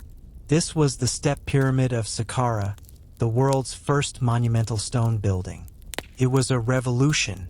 Before this, everything significant was built in mud brick and wood. Imhotep built in stone, but he thought in the language of older, organic materials. The columns in the surrounding complex look like bundles of reeds. The stone ceiling is carved to resemble log beams. He was translating a perishable world into eternal stone. The Step Pyramid was a triumphant proof of concept. It showed that stone could be used to build on a colossal scale. But it was also unstable. The structure was built with relatively small stones, laid inward at an angle. It was a learning experiment on a gigantic scale. The successors of Djoser tried to build their own step pyramids, but many were disasters. They tried to build them on unstable ground or with steeper angles, and some collapsed during construction or shortly after. The step pyramid was an idea that hadn't yet found its perfect form. Then came King Sneferu, the father of Khufu. Sneferu was the true great experimenter, the Thomas Edison of pyramid building. He built not one, but 3 major pyramids, and in doing so, he cracked the code. His first attempt at Mitam started as a step pyramid. But then, in a bold move, he ordered his engineers to fill in the steps, creating a smooth, angled surface. A true pyramid. Something went terribly wrong. The geology was bad, the filling material was unstable, and the outer casing, built on the steps, had no proper foundation. Sometime after completion, much of the outer shell collapsed in a giant landslide of stone. The ruins at Mitam today look like a tower standing in a vast pile of rubble. It was a catastrophic failure, but Sneferu learned. He moved his court to Dashur. Here, he began the bent pyramid. This structure reveals the engineering struggle in real time. The builders started with a steep angle of about 54 degrees. But as it rose, cracks began to appear in the internal chambers, signs of terrifying structural stress. The engineers made a mid-course correction. They reduced the angle to a shallower 43 degrees for the upper section, giving the pyramid its distinctive bent profile. This adjustment worked. The pyramid stabilized and still stands today. The bent pyramid is a frozen moment of crisis and solution. It taught them that a steep angle created too much outward thrust on the core. Finally, just north of the bent pyramid, Sneferu built the Red Pyramid, named for the reddish hue of its limestone. Here they applied the lesson.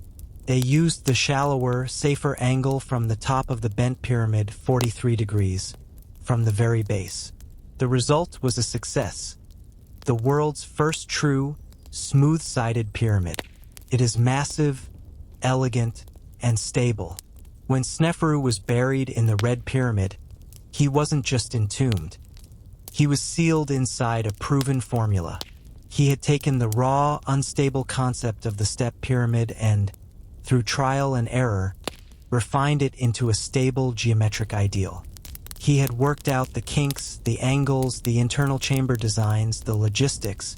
He bequeathed to his son, Khufu, not just a kingdom, but a fully matured construction manual and a workforce of experienced engineers, quarrymen, and organizers. Khufu didn't start from scratch. He started from the summit of his father's learning curve. His ambition was not to invent the form, but to perfect it, to scale it to its absolute limit. He chose the Giza Plateau, a solid bedrock base far from the unstable ground of Dashur. He and his architects, likely led by a man named Himeyunu, whose tomb has been found at Giza, took Sneferu's successful template and supersized it. They increased the slope back to a steeper, more majestic angle, about 51.5 degrees. They perfected the internal chamber system, creating the grand gallery and the ingenious relieving chambers. They organized labor and logistics on a scale Sneferu never attempted. The Great Pyramid is not an anomaly. It is the masterpiece, the ultimate expression of a process that began with Imhotep's daring stack of mastabas and went through the fiery trial of Sneferu's experiments. It is the product of institutional knowledge, of lessons written in stone and rubble. This evolutionary view demystifies the pyramids. It shows them not as a sudden, inexplicable leap, but as the result of a century of focused innovation. Each failure taught a lesson. Each correction improved the technique. It was a national R&D project spanning generations. This pattern, trial, error, refinement is the hallmark of human engineering, from the first stone tools to the space shuttle. The pyramids are the Bronze Age's ultimate iteration. And with the formula perfected at Giza, the successors of Khufu, his son Khafre and grandson Menkaure, built their own glorious pyramids alongside his, creating the iconic Giza skyline. But after Menkaure, the age of the gigantic pyramid slowly ended. The state's resources and focus shifted. Later pyramids were smaller, built with rubble cores and inferior techniques. The pinnacle had been reached. The knowledge didn't vanish, but the will to apply it on that scale faded. The story of the pyramids, therefore, is a bell curve, a rise from humble beginnings, a peak of unimaginable effort at Giza, and a gradual decline.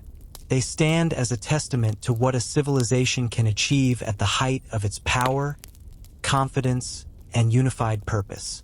But history never sits still. The world that built the pyramids faded into memory. New powers arose, and 1,000 years after Khufu, another civilization, born in a different river valley, would look at the world and ask its own monumental questions. Their answers wouldn't be made of stone, but of law, story, and faith. And their journey would begin not with an architect, but with a patriarch told to leave his home and go to a land he did not know. The city of Ur, in ancient Mesopotamia, was a pinnacle of urban civilization around 2000 BCE. It was a place of ziggurats touching the sky, of intricate laws of trade and writing. Here, in this advanced polytheistic society, lived a man named Abram, son of Terah. His life was settled, rooted in the sophisticated culture of Sumer. But the biblical narrative tells us a rupture occurred. A divine call, heard not by a nation, but by a single individual, Go from your country, your people, and your father's household to the land I will show you. The audacity of this command cannot be overstated. It was a demand to abandon the known universe, security, identity, the gods of his city, for a promise with no tangible guarantee. In an age where identity was tribal and geographic, this was a leap into existential emptiness. Abram, later Abraham, obeyed. He took his wife Sarai, Sarah, his nephew Lot, his household, and all his possessions, and he left. This was not a migration of a people seeking better land. It was the personal pilgrimage of a patriarch, a walking away from one world to birth another. Their route traced the fertile arc of the ancient Near East, up the Euphrates River, then southward into the land of Canaan. This land was not empty. It was a crossroads, populated by city-states and tribal groups. Abraham did not come as a conqueror with an army, but as a ger, a resident alien, a stranger. He lived in tents, moving his flocks between Bethel and Hebron, negotiating for wells, existing in the tense spaces between established powers. His wealth was in livestock, silver, and people, not in fixed monuments. This nomadic existence was the first crucible of faith. Every drought, every conflict with local kings, every year his wife remained childless, tested the promise he had staked his life on. The promise was threefold: land, descendants, and a blessing that would extend to all peoples. At his life stage, each part seemed impossible. He had no heir. He owned no land except a cave he purchased to bury his wife. Yet he built altars wherever he went, not temples, but simple markers of encounter, claiming the land not by sword, but by worship. The core of Abraham's story is the covenant, a binding agreement. In a dramatic ancient ritual described in Genesis, God has Abraham prepare sacrificed animals split in two. In the deep, terrifying darkness, a smoking firepot and a blazing torch, symbols of the divine presence, pass between the pieces. This was a standard form of treaty in the ancient world, a self-maledictory oath meaning, "May what happened to these animals happen to me if I break this covenant." The stunning twist is that only God, symbolized by the fire, passes through. The covenant's fulfillment rests entirely on God's faithfulness, not Abraham's performance. It was a promise of grace. The sign of this covenant was circumcision, a physical marking on the body of every male, a permanent, intimate sign of belonging to this story, this promise. It was a faith that got under the skin. Then came the ultimate test, the command to sacrifice his son, Isaac, the child of the promise.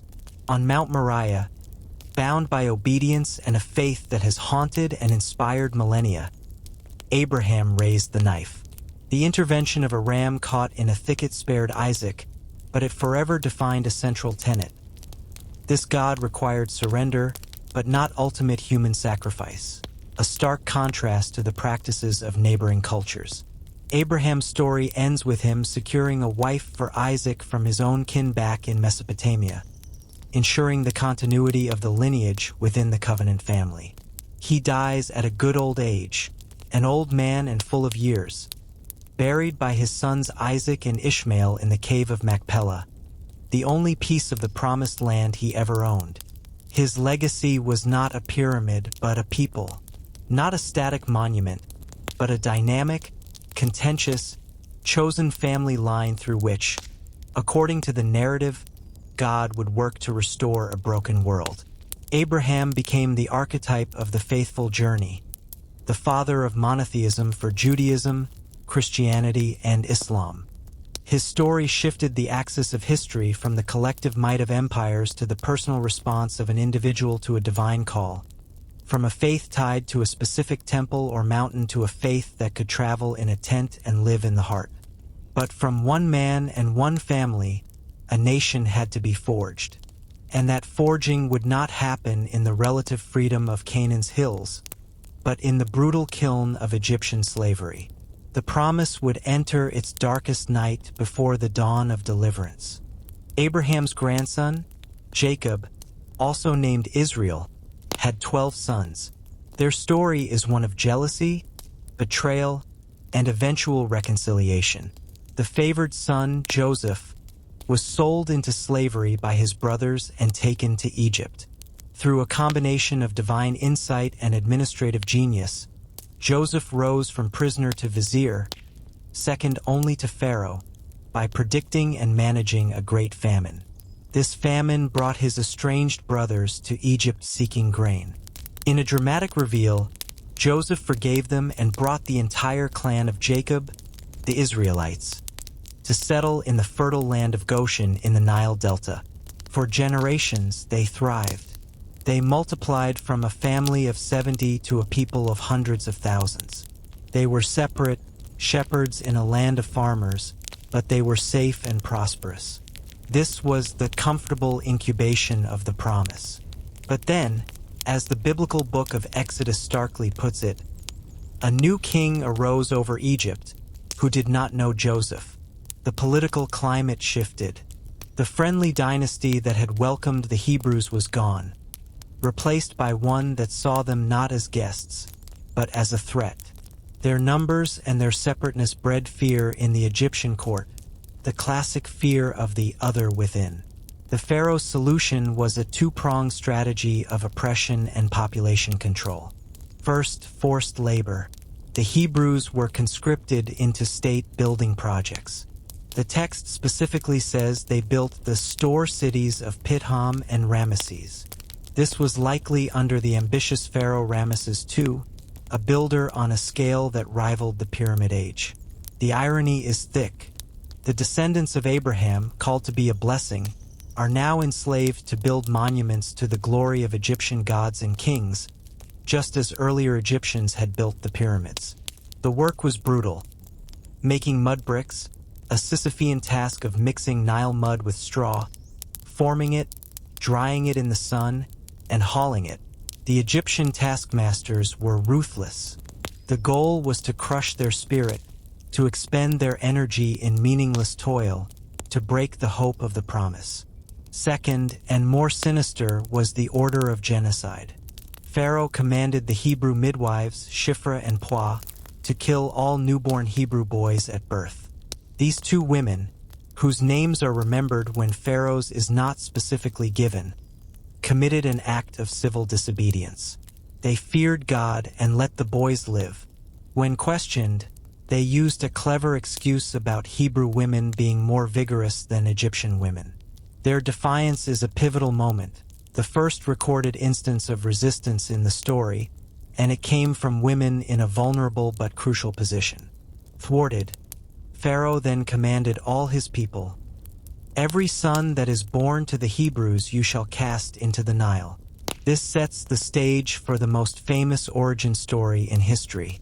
Into this atmosphere of terror, a Levite couple has a son. Seeing he is a fine child, the mother hides him for 3 months. When she can hide him no longer, she does the unthinkable. She follows Pharaoh's command to the letter, but with subversive hope. She places the baby in a waterproofed basket and sets it among the reeds at the river's edge, with the baby's sister, Miriam, watching from a distance. The Nile, the source of Egypt's life and the instrument of its death decree, becomes the means of salvation. Pharaoh's own daughter comes to bathe, finds the crying baby, and takes pity on him. Miriam emerges and offers to find a Hebrew nurse, the baby's own mother, to care for him. The princess adopts the boy and names him Moses, saying, "I drew him out of the water." In a single, rich irony, the intended grave of Hebrew boys becomes the salvation of their future deliverer, and he is raised in the very palace that sought to kill him. Moses grows up with the education and privileges of Egyptian royalty, but he knows his origins. As a young man, seeing an Egyptian overseer beating a Hebrew slave, his identity crisis erupts in violence. He kills the Egyptian and hides the body. When the deed becomes known, he flees for his life into the wilderness of Midian. The prince becomes a fugitive. In Midian, he finds a new life as a shepherd, marrying the daughter of a priest named Jethro. For 40 years, he tends flocks in the silent, vast spaces of the desert. The hustle of the court, the cries of his people, all fade into the background. It seems the story has ended. A murderer and a runaway, herding sheep at the back of beyond. The promise appears to be buried under the sands of time. But the desert is not just a place of exile. It is a place of stripping away, of preparation. In the stillness, the identity formed in Egypt, prince, murderer, fugitive, is worn down so a new identity can be formed. Then, at the mountain of God, Horeb, Moses sees a bush that is on fire but is not consumed. A voice calls from the bush, "Moses, Moses." He replies, "Here I am." The divine voice identifies itself as the God of his fathers, Abraham, Isaac, and Jacob. God has seen the misery of his people in Egypt and has come down to rescue them. And he tells Moses, "So now go. I am sending you to Pharaoh to bring my people, the Israelites, out of Egypt." Moses' response is a cascade of resistance. "Who am I that I should go? What if they ask your name? What if they don't believe me?" He protests that he is slow of speech and tongue. Finally, he pleads, "Please send someone else." Each objection is met with a promise of divine presence, signs, and assistance, including the provision of his brother Aaron as a spokesman. The call is inescapable. The reluctant shepherd, armed with nothing but a staff and the name of a god his people have likely forgotten, is sent back to the epicenter of power to confront the might of Egypt with a demand that sounds like madness. "Let my people go." The stage is set for a clash not just between a man and a king, but between the gods of Egypt and the god of a slave people. The promise, dormant for centuries, is about to awaken in a storm of plagues and a journey through a parted sea. Moses returns to Egypt with his brother Aaron. They assemble the elders of Israel and perform the signs God gave them. The staff turning into a snake, Moses' hand becoming leprous and then clean. The people believe and bow in worship. Hope, long extinguished, flickers to life. Then comes the audience with Pharaoh. Their demand is simple and revolutionary. "This is what the Lord, the God of Israel, says, let my people go, so that they may hold a festival to me in the wilderness." Pharaoh's response is contemptuous and economically brutal. "Who is the Lord, that I should obey him and let Israel go? I do not know the Lord, and I will not let Israel go." He accuses the people of being lazy. To crush this nascent hope, he increases their oppression. He commands that the Hebrew slaves now gather their own straw for bricks, while maintaining the same daily quota. Straw was the binding agent. Without it, bricks fell apart. It was an impossible task designed to break them completely. The people, crushed, turn on Moses and Aaron. "May the Lord look on you and judge you. You have made us obnoxious to Pharaoh and his officials and have put a sword in their hand to kill us." Moses, in despair, cries out to God. This is the dark night before the dawn. God's response is to reaffirm the covenant and promise action. What follows is the series of 10 plagues. Modern readers often see these as magical contests. In their ancient context, they were something deeper, a systematic theological dismantling of the Egyptian cosmos. Each plague targeted a specific Egyptian deity or a symbol of Pharaoh's divine power. The Nile turning to bloodstruck at Hapi, god of the Nile, and Pharaoh himself, who was supposed to maintain cosmic order, Marat. The frogs were an assault on Heket, the frog-headed goddess of birth. The plague of darkness directly challenged Ra, the sun god, from whom Pharaoh claimed descent.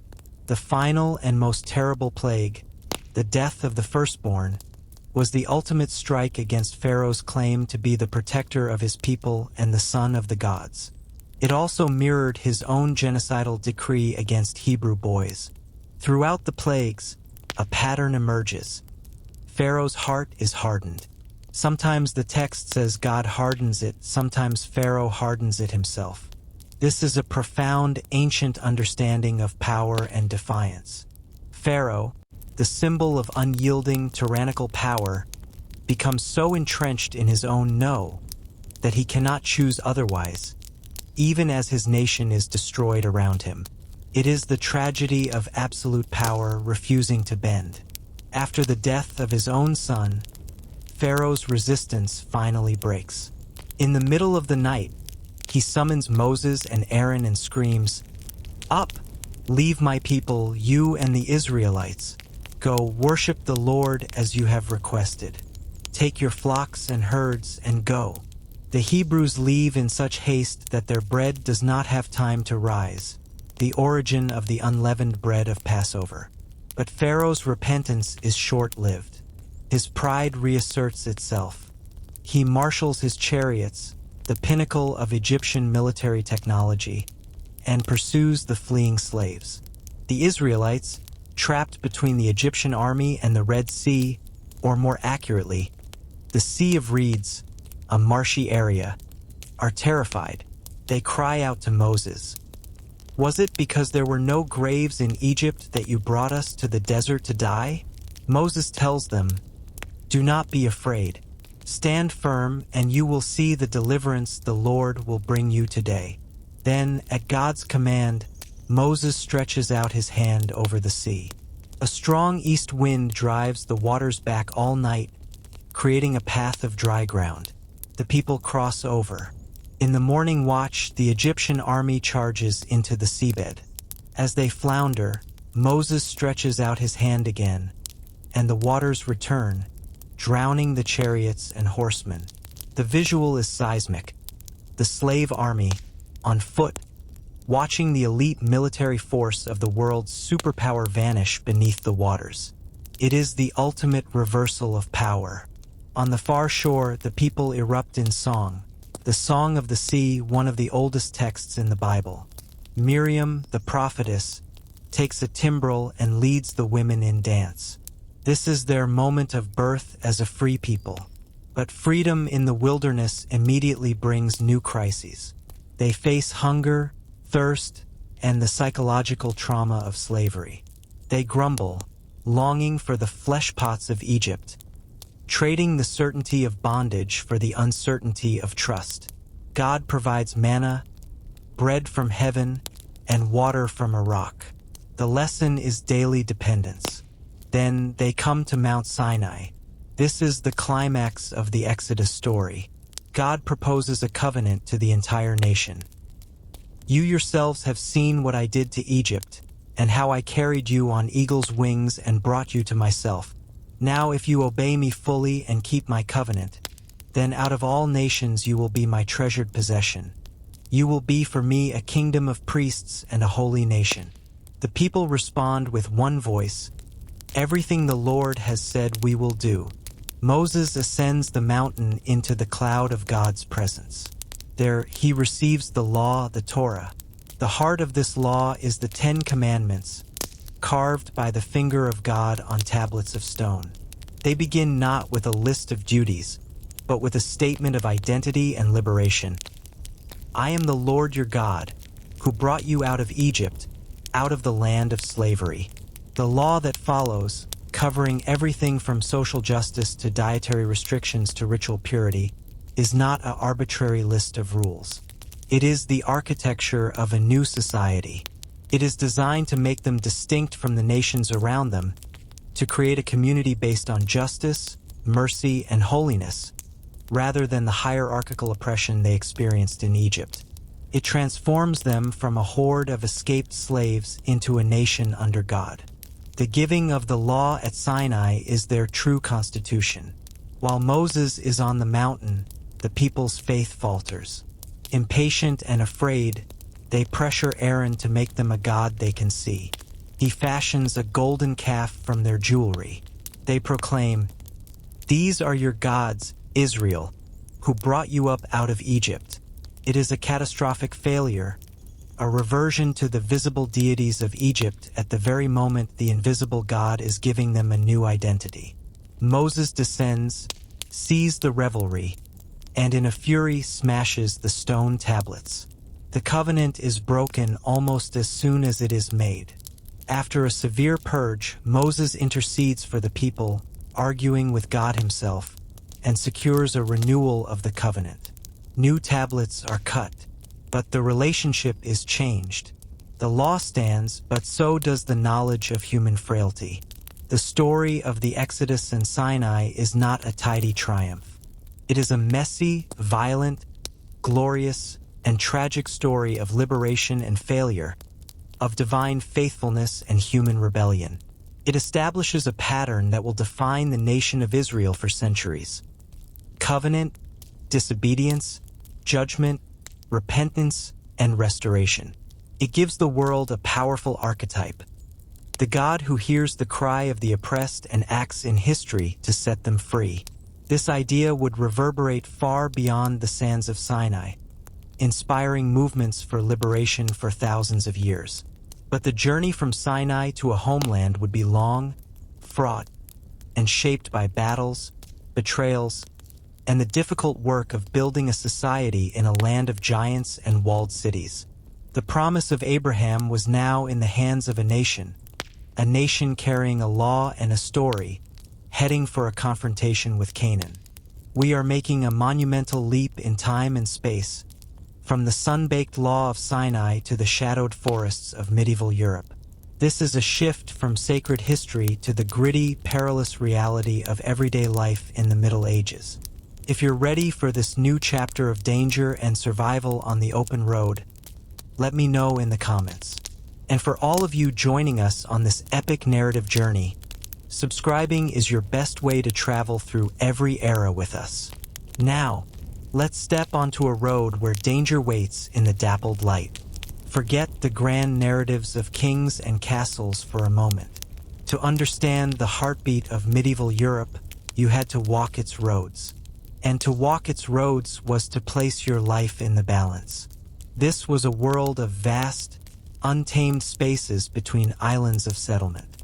Beyond the town walls, the king's peace grew thin, then vanished. The forests were not picturesque. They were deep, dark, and endless. They hid wolves, bears, and outlaws. The roads themselves were often just muddy ruts, remnants of old Roman highways now cracked and reclaimed by roots. Travel was slow, exposed, and fraught with a very specific kind of terror: the highwayman. These were not romantic rogue heroes of later ballads. They were the wolves of the road, predators who understood the landscape and human fear better than any soldier. Their hunting ground was the lonely stretch between villages, the sharp bend in a forest path, the shallow ford across a river. They operated with a chilling patience. A scout perched in an oak tree would watch for dust. A traveler's gait, the weight of their pack, the quality of their horse, all were assessed from afar. Strikes were not chaotic. They were timed for maximum psychological impact. The most common tactic was the roadblock. A fallen tree, a broken cart, sometimes a fellow traveler feigning injury. The moment you stopped to investigate or clear the path, they emerged from the brush. Not a horde, but a handful of men. Enough to surround you. Their weapons were simple and brutal: clubs, knives, hatchets, and the occasional short bow. The goal was not a fight. It was instant, overwhelming submission. A cudgel to the head from behind. A knife at the throat. The message was clear: resistance is death. Your money, your pack, your boots, your horse, all were gone in minutes. If you were lucky, they left you alive, stumbling down the road in your stockings. If you were unlucky, or if you fought back, your body was dragged into the thicket, never to be found. The victims were everyone: the peasant taking a sack of grain to market, the pilgrim with a purse of coins for offerings, the merchant with a wagon of spices. Even the occasional knight, separated from his retinue, could find himself outnumbered and pulled from his saddle. The wealthy were targets for ransom, the poor were targets for the little they had. No one was safe by virtue of status alone. What made these bandits so effective was their knowledge and organization. Many were former soldiers, men hardened by war who found no place in peacetime. Others were peasants pushed off their land by famine, enclosure, or a lord's tyranny. They formed loose brotherhoods, bound by necessity more than loyalty. They had hidden camps deep in the woods, palisaded and trapped. They had lookouts. They had networks of informants in taverns and markets who would tip them off about particularly lucrative caravans. Some even had corrupt arrangements with local sheriffs or lords, paying a cut for protection or advance warning of patrols. They were a symptom of a fractured society. Royal authority was distant and weak. Local lords were often more concerned with their own quarrels than policing woods they saw as hunting preserves. Justice, when it came, was brutal but sporadic. A captured highwayman faced a public hanging at a crossroads, his body left to rot in an iron gibbet as a warning. But for everyone hanged, two more seemed to take his place. The road was a Darwinian space. To travel, you needed more than a destination, you needed strategy. People traveled in groups, banding together at inns for safety in numbers. They hired guards if they could afford them. They hid their valuables, sewing coins into linings, hollowing out staffs. They avoided travel at night, in bad weather, or during known times of unrest. Superstition thrived. Crosses were erected at dangerous bends. Prayers were uttered before entering a dark wood. The fear was palpable, a low-grade constant anxiety that turned every rustle in the bushes into a potential threat. This was the medieval road, not a path of adventure, but a gauntlet. It was a world where the social contract of town and manor dissolved into the law of the ambush. The highwayman was not an outsider to this system. He was its dark creation, a human manifestation of the wilderness that lay just beyond the field's edge. He proved that in a world without strong, centralized order, the balance of power could shift to the man with a club who knew the terrain and had nothing left to lose. For the ordinary person, the journey was an act of faith and courage. Reaching your destination unharmed was not a given. It was a relief, a minor miracle. And this atmosphere of pervasive danger would shape stories, laws, and the very psyche of Europe for centuries. But from this world of fear and lawlessness, a legend would eventually arise. A story that would transform the wolf of the road into a hero of the people. That story, however, was still far in the future. For now, the forest kept its secrets, and the shadows held their knives. The men who took to the woods were not born monsters. They were often victims of a rigid and frequently cruel system. A peasant whose crop failed, who couldn't pay his lord's rent, might be cast off his land. A soldier discharged after a war with no pension or land to return to found himself skilled in violence, but with no lawful place to use it. A younger son with no inheritance might see robbery as the only path to wealth. The forest was the sink where the failures and cast-offs of feudal society gathered. Once out there, survival demanded organization. The most successful gangs operated like small, mobile military units. There were roles: the scout or crow, who watched the roads from high points; the bait, often a younger or less intimidating member, who would play the distressed traveler; the bulks, the strong men who would enforce the robbery; and the fence, a contact in a town who could quietly sell stolen goods. They communicated with whistles, bird calls, or marks carved on trees. Their knowledge of the local geography was superior to any sheriff's. They knew every cave, every deer trail, every swamp that could swallow a pursuer. Their camps moved frequently, but were always chosen with an eye for defense. a rocky outcrop, an island in a marsh, a clearing with a single, easily guarded approach. The authorities tasked with stopping them were hamstrung. The sheriff was a local official, often more of a tax collector and administrator than a police chief. His resources were limited. He could raise a posse comitatus, a muster of local men to chase a band, but these farmers and tradesmen were reluctant, poorly armed, and no match for desperate, seasoned fighters in their own woods. Furthermore, jurisdiction was a nightmare.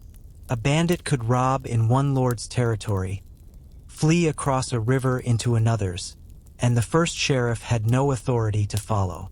The bandits exploited these borders mercilessly. The real threat to a highwayman came in two forms. First, the private retaliation. A wealthy merchant who was robbed might hire his own band of mercenaries to track down the thieves, offering rewards that tempted even members of the gang to betray each other. These private enforcers were ruthless and unbound by any legal procedure. Second, when banditry became so rampant it threatened trade and the king's peace, the crown might intervene directly. Royal judges on circuit might make examples of captured outlaws with mass hangings. In extreme cases, the king might issue a commission of oyer and terminer to hear and determine, to a trusted noble, granting him sweeping powers to hunt down and try bandits in a specific region. This could be effective, but it was temporary. Once the noble and his troops left, the bandits, who had simply melted deeper into the forest or moved to a new county, would often return. The battle was asymmetric. The state was trying to police a vast landscape with slow, centralized power. The bandits were agile, decentralized, and fed by a constant stream of social and economic discontent. It was a war the authorities could never truly win until the underlying conditions changed, until roads improved, forests were cleared, royal power was consolidated in the provinces, and economic opportunities provided alternatives to robbery. For centuries, the balance tipped back and forth. Periods of strong royal rule or good harvests might see a decline. A war, a famine, or a weak king would see it flare up again. The highwayman was a parasite on the body of medieval society, but he was also a symptom of its illnesses, its poverty, its violence, and its weak governance. His existence was a constant, grim reminder that beyond the manor wall and the town gate, the rules were written by the strong and the desperate. And in that space, a strange alchemy began. The hated robber, through the sheer drama of his life and death, could begin to change in the public imagination, especially if he showed a flash of charisma, or if his victims were widely resented figures like a greedy tax collector or a cruel abbot. The stories would start in tavern whispers, then become ballads. The facts would soften, the violence would be sanitized, the robber would be given a noble motive. He was no longer just a thief, he was a rebel, a challenger to an unfair order. This was the long, slow birth of the outlaw legend, a legend that would outlive every gibbet and gallows, and turn wolves of the road into the heroes of song. But before that legend fully crystallized in figures like Robin Hood, the world was changing. New trade routes were stitching continents together, and a new kind of traveler was about to emerge. One who sought not to prey on the road, but to understand the world it connected. A merchant from Venice, with a head for numbers and an eye for wonders, was preparing for the greatest business trip in history. The public execution of a highwayman was meant to be the final word, a brutal period at the end of a sentence of lawlessness. But in the minds of the watching crowd, a different story could begin. If the condemned man showed courage, if he joked with the hangman, if he professed a poetic regret, or if he cursed a corrupt official, he could capture the public's imagination. His death was a spectacle, but it could also become a symbol. The very process designed to erase him could immortalize him. This was the genesis of the romantic outlaw. The real man, often a violent and desperate thief, would slowly be stripped away in the retelling. In the taverns and around hearths, his story would be polished like a stone. The victims he robbed became exclusively the rich and the corrupt. The money he stole was somehow redistributed to the poor, a folkloric trope with little basis in fact, but powerful in its appeal. His motives were purified. He wasn't greedy, he was wronged. Perhaps a noble had stolen his land, or a sheriff had falsely accused him. He wasn't in the forest by choice, but by injustice. This narrative filled a deep need. For the peasant bound to the land, the serf under the lord's thumb, the townsman crushed by taxes, the outlaw represented a fantasy of freedom and agency. He lived outside the system that constrained them. He answered to no lord, paid no taxes, and lived by his wits and strength. His violence, in the legend, was always righteous, directed at the figures of authority they resented but could not challenge. The primary vehicle for this myth-making was the ballad. Wandering minstrels would compose songs about famous robbers.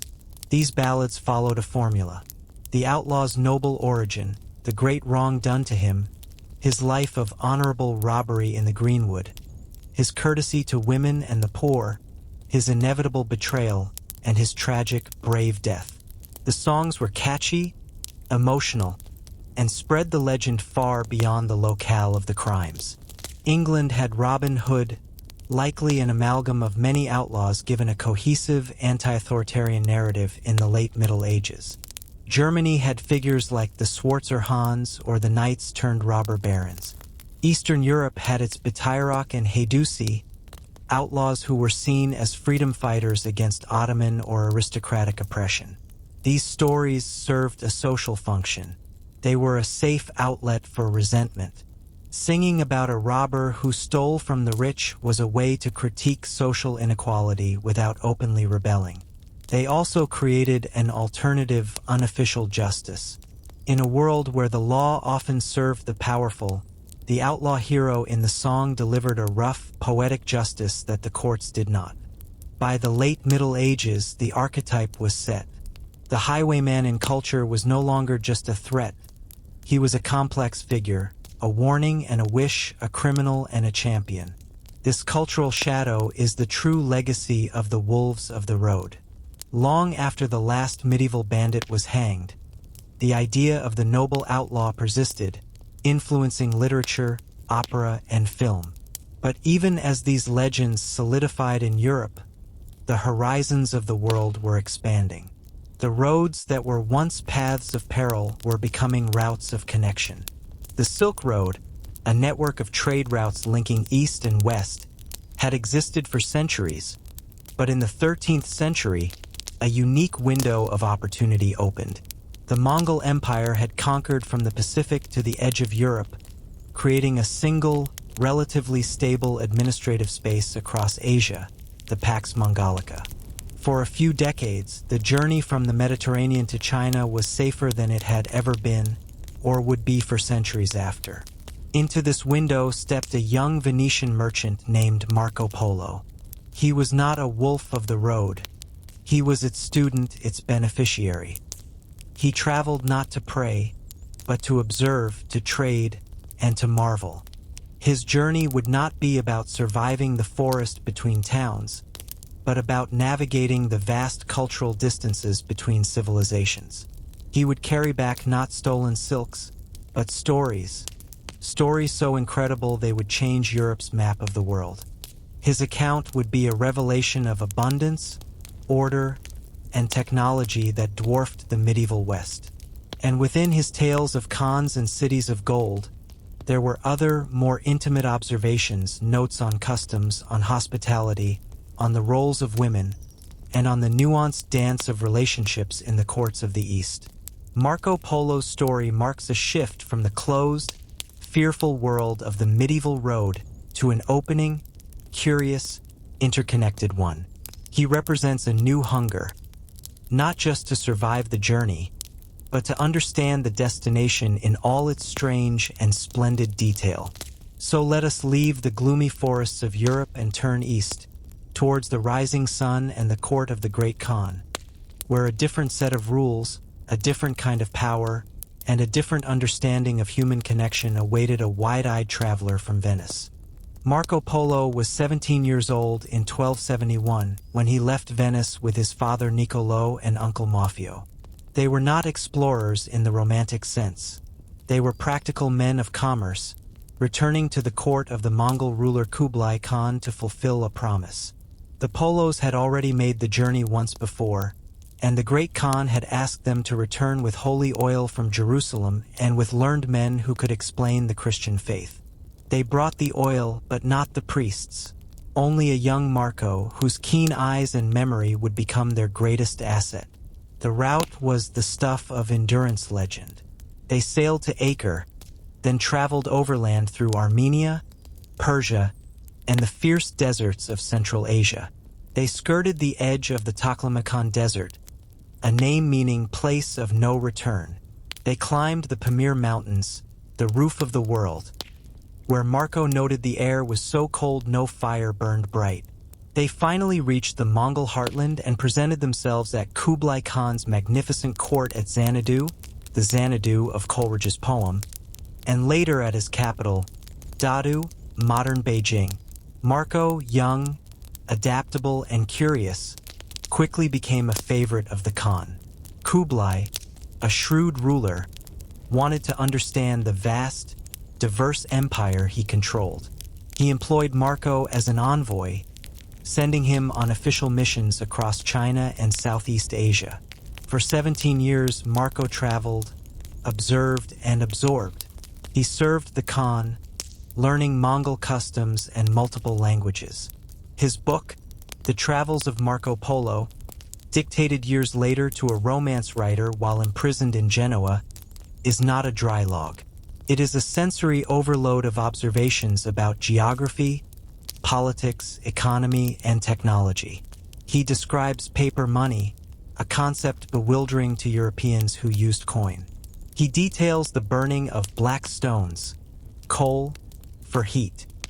He marvels at the Grand Canal, the efficient imperial postal system, and the staggering size and wealth of Chinese cities like Hangzhou, which he describes with awe, noting its vast markets, its 12,000 bridges, its lakeside palaces. But woven through these grand descriptions are quieter, more personal observations about the fabric of daily life and social customs, particularly concerning relationships and the roles of women, observations that would have seemed exotic, confusing, and even scandalous to a medieval European audience. In the West, marriage was a sacrament governed by the Church, emphasizing monogamy and indissolubility in theory. Women of status were often cloistered, their roles domestic. Marco walked into a different universe. He noted the practice of seclusion for elite women in some areas, but also their significant behind-the-scenes influence. More startlingly, he described customs like temporary marriages among travelers on the Silk Road, and the sophisticated, cultured role of courtesans who were skilled in conversation, music, and poetry, not merely in physical allure. He observed the Mongol and Turkic traditions where women often managed affairs, rode horses, and could own property. To Marco, these were not moral judgments initially, but fascinating data points in a world of immense variety. He was an ethnographer before the term existed. His account of the Mongol court itself is filled with details that hint at a complex web of relationships that were both personal and political. The Khan's household was vast, including multiple wives and concubines, a system that ensured alliances and produced heirs. Marco describes the annual selection of beautiful women from across the empire for the Khan's court, a process that was both an honor for families and a tool of imperial cohesion. He notes the refinement and strict etiquette that governed life in the palace, a world of subtle hierarchies and unspoken rules. Marco's own position was unique. He was a trusted outsider, a European who had the run of the Chinese administration. He implies forming friendships, alliances, and likely experiencing forms of hospitality that included companionship. He writes with a diplomat's caution, but between the lines, one can sense a man who didn't just observe this world. He lived in it, adapting to its rhythms and codes. For his European readers, these passages were perhaps the most titillating and unbelievable. They painted a picture of a society where relationships followed rules of politics, pragmatism, and pleasure that were utterly foreign to Christian mores. It made the East seem at once more civilized in its rituals and more libertine in its practices, a potent combination for the European imagination. After nearly 2 decades, the Polos, wealthy and laden with jewels sewn into their garments, finally secured permission to leave. They escorted a Mongol princess to Persia by sea on an epic 2-year voyage, finally returning to Venice in 1295. They were unrecognizable, dressed in tattered Mongol clothes, speaking with odd accents. Their stories were met with disbelief. Il Million, they nicknamed Marco the man of a million tales, a million lies, but his book, copied and circulated, slowly seeped into the European mind. It was a seed. It planted ideas of immense wealth, advanced technology, and different ways of organizing society and human relationships. It would, centuries later, help inspire the age of exploration, as men like Columbus sought a western route to these fabled lands. Marco Polo's true gift was not the treasure he brought back, but the expansion of possibility. He showed that the world was wider, stranger, and more interconnected than Europe had dreamed. And in his careful notes on customs and courts, he showed that the human heart, in its search for connection, alliance, and pleasure, could express itself in 1,000 different ways, each shaped by the empire it served. But while Marco was marveling at the court of the Khan, back in the Mediterranean basin, an older form of power was playing out a final, dramatic act, an act of passion, politics, and suicide that would mark the end of a republic and the birth of an empire. The setting was not the steppe, but the Senate House and the Palace of Alexandria. The protagonists were a Roman general and an Egyptian queen. Marco Polo's story is one of opening, of a world becoming wider. But the tale we turn to now is one of closing, of an end, of a personal passion that helped slam shut the door on an ancient republic. This is high drama with the Mediterranean as its stage. If you're ready for a story of love, war, and destiny, let me know below. And subscribing ensures you witness the finale of this epic historical journey. In the mid-1st century BCE, the Roman Republic was dying. It had been gutted by decades of civil war, power grabs, and the concentration of power in the hands of a few military strongmen, the first triumvirate of Caesar, Pompey, and Crassus. After Caesar's assassination in 44 BCE, the power vacuum was filled by a second triumvirate. The young, cunning heir Octavian, Caesar's great-nephew, the scheming but weaker Lepidus, and the charismatic, seasoned general Mark Antony. Antony was Caesar's right hand, a magnetic leader of men, a soldier's soldier. He was also impulsive, hedonistic, and prone to grand gestures. After defeating Caesar's assassins at Philippi, the triumvirs divided the Roman world. Octavian took the west, Antony took the wealthy east, and Lepidus got scraps. Antony's task was to stabilize the eastern provinces and secure the grain supply from Egypt, the breadbasket of the Mediterranean. This brought him to Tarsus in 41 BCE, where he summoned the ruler of Egypt, Cleopatra VII. He expected a client queen, supplicant and eager to please. What arrived was a masterpiece of political theater. Cleopatra sailed up the Cydnus River on a golden barge with purple sails, her attendants dressed as sea nymphs and cupids. She herself reclined under a golden canopy, dressed as Venus, the goddess of love. Plutarch writes that the smells of her perfumes drifted to the shore before she did. Antony, the virile Roman conqueror, was utterly disarmed. This was no petition. It was a statement of equal power, wrapped in seduction. Cleopatra was no mere pleasure seeker. She was the last of the Ptolemaic dynasty, a Greek line that ruled Egypt, and perhaps the most politically intelligent of them all. She was fluent in multiple languages, a scholar, and a ruthless strategist. She had previously been the lover of Julius Caesar, bearing him a son, Caesarion. She saw in Antony the new pillar of Roman power, and she aimed to bind him to her, to recreate the Ptolemaic Roman alliance of her and Caesar, but this time as a true partnership. Antony was captivated. He followed her to Alexandria, where they spent a winter of hedonistic revelry in a society they called the inimitable livers. To Roman observers, this was a scandal. Antony was behaving like an Eastern monarch, not a Roman magistrate. He was neglecting his duties. But there was more than pleasure at play. Cleopatra was bankrolling Antony's military ambitions with Egypt's vast wealth. He needed her money and grain for his planned campaigns against the Parthian Empire in the east. Their relationship was a fusion of passion, politics, and cold, hard cash. In 40 BCE, Antony returned to Rome to settle tensions with Octavian, sealing a fragile peace by marrying Octavian's sister, Octavia, a noble, virtuous Roman matron. It was a purely political union. For 4 years, Antony tried to play both sides, but his heart and his strategy were in the east. In 36 BCE, he returned to Cleopatra. He formally renounced Octavia, a direct and unforgivable insult to Octavian and to Roman sentiment. He then staged a spectacular political ceremony known as the Donations of Alexandria. He declared Cleopatra the Queen of Kings, and her son by Caesar, Caesarion, the King of Kings. He granted vast eastern territories to Cleopatra and their own children. To Rome, this was the ultimate betrayal.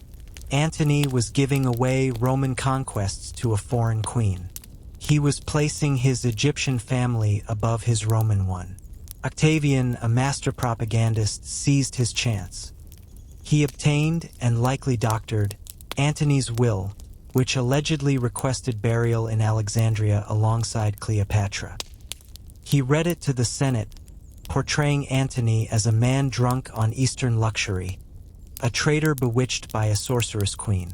The Senate declared war, not on Antony, a Roman citizen, but on Cleopatra. It was a brilliant move, framing the conflict as a righteous Roman war against a foreign menace. The climax came at the Battle of Actium in 31 BCE. Antony and Cleopatra's combined fleet faced Octavian's, commanded by the brilliant Admiral Agrippa. The battle was a confused, drawn-out affair. At a critical moment, Cleopatra's squadron of 60 ships suddenly broke through the line and sailed away for Egypt. Antony, seeing her flee, abandoned his command, transferred to a faster ship, and followed her. His fleet, leaderless, surrendered. The psychological blow was fatal. Actium was less a military annihilation than a moral and political collapse. Antony's legend as a commander was shattered. He had chosen love over duty, a queen over his legions. Back in Alexandria, the endgame played out in a miasma of despair and false hope. As Octavian's forces closed in, Antony's remaining troops deserted. A false report of Cleopatra's suicide sent Antony into a final tragic act. He fell on his sword, but the wound was not immediately fatal. He was then brought to Cleopatra, who had barricaded herself in her mausoleum. He was hoisted up through a window and died in her arms. Days later, after a failed negotiation with Octavian, Cleopatra, rather than be paraded in his triumph in Rome, took her own life. According to tradition, she used the bite of an asp, an Egyptian symbol of divine royalty. With their deaths, Octavian's path was clear. He annexed Egypt, executed Caesarion, and returned to Rome as the unchallenged master of the Roman world. He would soon become Augustus, the first Roman emperor. The Republic was dead. The love affair of Antony and Cleopatra was more than a romance. It was the catalyst that finalized Rome's transformation from republic to empire. It represented the defeat of the old, passionate, chaotic Roman spirit, Antony, by the new, calculating, controlled imperial order, Octavian. It was the last stand of the Hellenistic East against the rising, systematic power of the West. Their story is a tragedy of epic scale, where personal desire and political destiny became inextricably tangled, leading to a double suicide that has echoed through art and literature for 2 millennia. It is a fitting, dramatic finale to our long journey. A story that, like the pyramids, the Exodus, the medieval road, and Marco Polo's travels, reminds us that history is ultimately made by people. Their ambitions, their beliefs, their fears, and their loves. At first glance, the subjects of our journey stand apart, separated by millennia and miles. The pyramid builders of Giza, the Hebrew patriarchs in Canaan, the highwaymen of medieval Europe, the merchant Marco Polo in Cathay, the doomed lovers Antony and Cleopatra in Alexandria. What could they possibly share? They lived in different worlds, with different gods, different technologies, different dreams. And yet, if we listen closely, we can hear a common heartbeat. It is the human struggle against limits. The Egyptians looked at the desert and the stars and built a mountain to cheat death, to touch the divine. They used organization, mathematics, and sheer will to defy the limits of their material and their mortality. The story of Abraham is about a man who heard a voice calling him beyond the limit of the known world, beyond the security of his city, into a promise based on faith alone. It's about breaking the limit of tribal identity to found a people defined by covenant. The medieval traveler faced the limit of safety. The road was a narrowing of possibilities, a funnel where danger waited. The highwayman himself was a man who had reached the limit of the social order and chose to live beyond it, in the lawless margin. His story, and the ballads it spawned, are about testing the limits of authority and justice.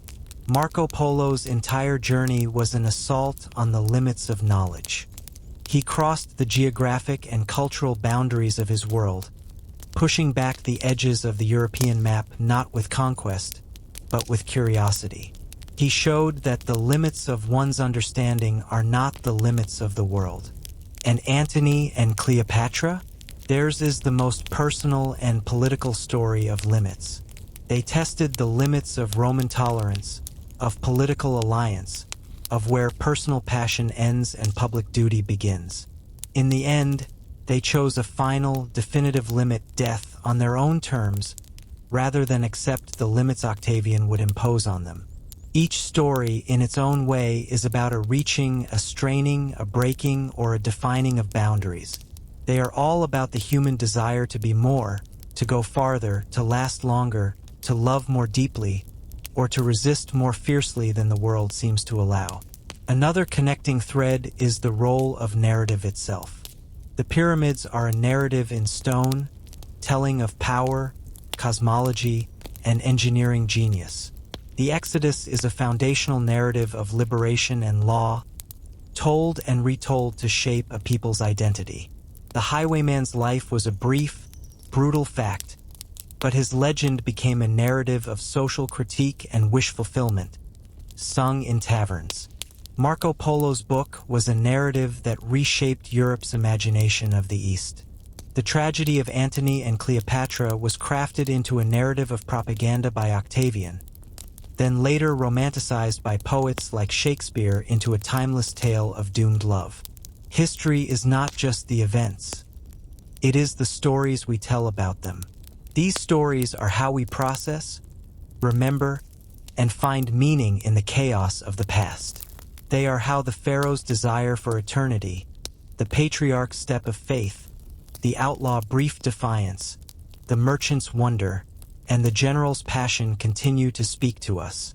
They become part of our own cultural DNA, informing our art, our ethics, our politics, and our understanding of what it means to be human. Finally, these stories are all ultimately local. The pyramid was built by specific people eating specific bread and drinking specific beer. The covenant was made with a specific man at a specific oak tree. The robbery happened on a specific bend of a muddy road. Marco tasted a specific fruit in a specific Khan's garden. Antony died in a specific room in a specific mausoleum. The grandeur of history can make it feel abstract, a parade of forces and epochs. But it is made of moments of individuals making choices under the immense pressure of their time and place. Our journey has been an attempt to recover some of that texture, the grit, the smell, the fear, the wonder, the love, to remember that the past was once a present, just as vivid and uncertain as our own. As we prepare for the final part of our story, we are left not with a single lesson, but with a deepened sense of connection to the ambition of the ancient engineer, the faith of the wanderer, the desperation of the outsider, the curiosity of the traveler, and the fatal passion of the lovers. Their world is gone, but the human questions they grappled with are not. We still build to last. We still journey into the unknown. We still test the boundaries of society. We still seek connection across differences. We still wrestle with the conflict between heart and duty. In that sense, their stories are not over. They are simply earlier chapters in the long, continuing story of us. And so we arrive here, at the end of a journey that began with a question whispered at the base of a stone mountain. How? We sought an answer not in the stars, but in the sand. Not in the supernatural, but in the sweat-stained linen, the calloused hand, the carefully measured rope, the daily ration of bread and beer. We found our answer in the breathtaking, ordinary genius of human cooperation. The pyramids stand not as a mystery, but as a monument to what we can achieve when we organize, plan, and work together toward a single, tangible horizon. They are the ultimate lesson in project management, written in limestone, reminding us that no mountain is too high if you are willing to build the ramp, one brick at a time, for a generation. From that desert plateau, we followed a different kind of structure, not of stone, but of story. We traced the arc of a promise made to a wandering herdsman, a promise that would forge an identity so durable it would survive exile, persecution, and dispersion. That story taught us that the most powerful foundations are not laid in bedrock, but in belief, in a covenant that binds a people across centuries with a sense of purpose and a law aimed at justice. Then we turned to the shadowed paths between the safe places, to the wolves of the road. In their desperation and violence, we saw the frayed edges of society, the human cost of broken systems. But in the ballads that rose from their gibbets, we witnessed something extraordinary. The human capacity to remake a narrative, to transform a criminal into a critic, to use story as a tool for social longing and a quiet rebellion of the imagination. Our horizon then expanded, following a merchant from the closed world of medieval Europe to the astonishing openness of the Mongol Empire. Marco Polo's tale was a bridge. It showed us that curiosity is a kind of courage, and that understanding another culture, its markets, its customs, its rules of hospitality and relationship, can be as valuable as any treasure. He replaced fear of the unknown with a catalog of wonders, proving that the world is wider, richer, and more varied than our narrowest perceptions allow. Finally, we were drawn into the intimate, collapsing world of a Roman general and an Egyptian queen. In their passion and their catastrophe, we saw the personal become political on a world historic scale. Their love affair was the final spark that ignited the transformation of a republic into an empire. It reminded us that history is not just about armies and economies, but about the choices of individuals, where the human heart and political ambition become an inseparable, fatal alloy. Their tragedy is a timeless study in the conflict between personal desire and public duty, between the allure of one world and the demands of another. 5 stories: a pyramid, a covenant, an ambush, a journey, a suicide. They seem disparate, yet they are all chapters in the same single human chronicle. They are all about us trying to make our mark, to find our place, to connect, to resist, to understand, and to be remembered. The tools change, from copper chisels to written law, from the cudgel to the ledger, from the legion's standard to the queen's barge. But the fundamental drives remain. We are meaning makers. We are boundary pushers. We are storytellers. As this long-form narrative closes, I want to leave you not with an ending, but with an invitation. Look around you. The world you live in is built upon these same human impulses. The skyscrapers are our pyramids. The constitutions are our covenants. The margins of society still have their outlaws and their legends. The Marco Polos among us are now astronauts, deep-sea explorers, and scientists peering into the DNA of life itself. And the personal dramas that shape our politics and cultures continue to play out on a global stage. History is not a sepia-toned photograph. It is the living soil from which our present grows. By understanding the struggles, the triumphs, and the failures of those who came before, we understand the architecture of our own moment. We see the long ramps they built, the promises they kept or broke, the roads they feared, the bridges they crossed, and the loves that undid them. This knowledge doesn't give us all the answers, but it gives us context. It gives us humility, and it gives us a profound sense of connection to the long, unbroken chain of human experience. We are part of that story. The choices we make today will be the history someone else marvels at, studies, or rewrites in a ballad 1,000 years from now. So what will your story be? What mountain will you help build? What promise will you keep? What road, however fearful, will you travel? What new wonder will you seek to understand? And what will you choose in the moment when your heart and your world collide? The past has had its say. The present is yours. Thank you for taking this journey through time with me. If this series has sparked something in you, a curiosity, a new perspective, a sense of wonder, then it has achieved its purpose. Please let that spark live on. Share the story with someone else. Dive deeper into the eras that captivated you. And most importantly, keep asking the big human questions. The archives of our past are vast, and every answer uncovers a new mystery. This is not goodbye, simply to be continued.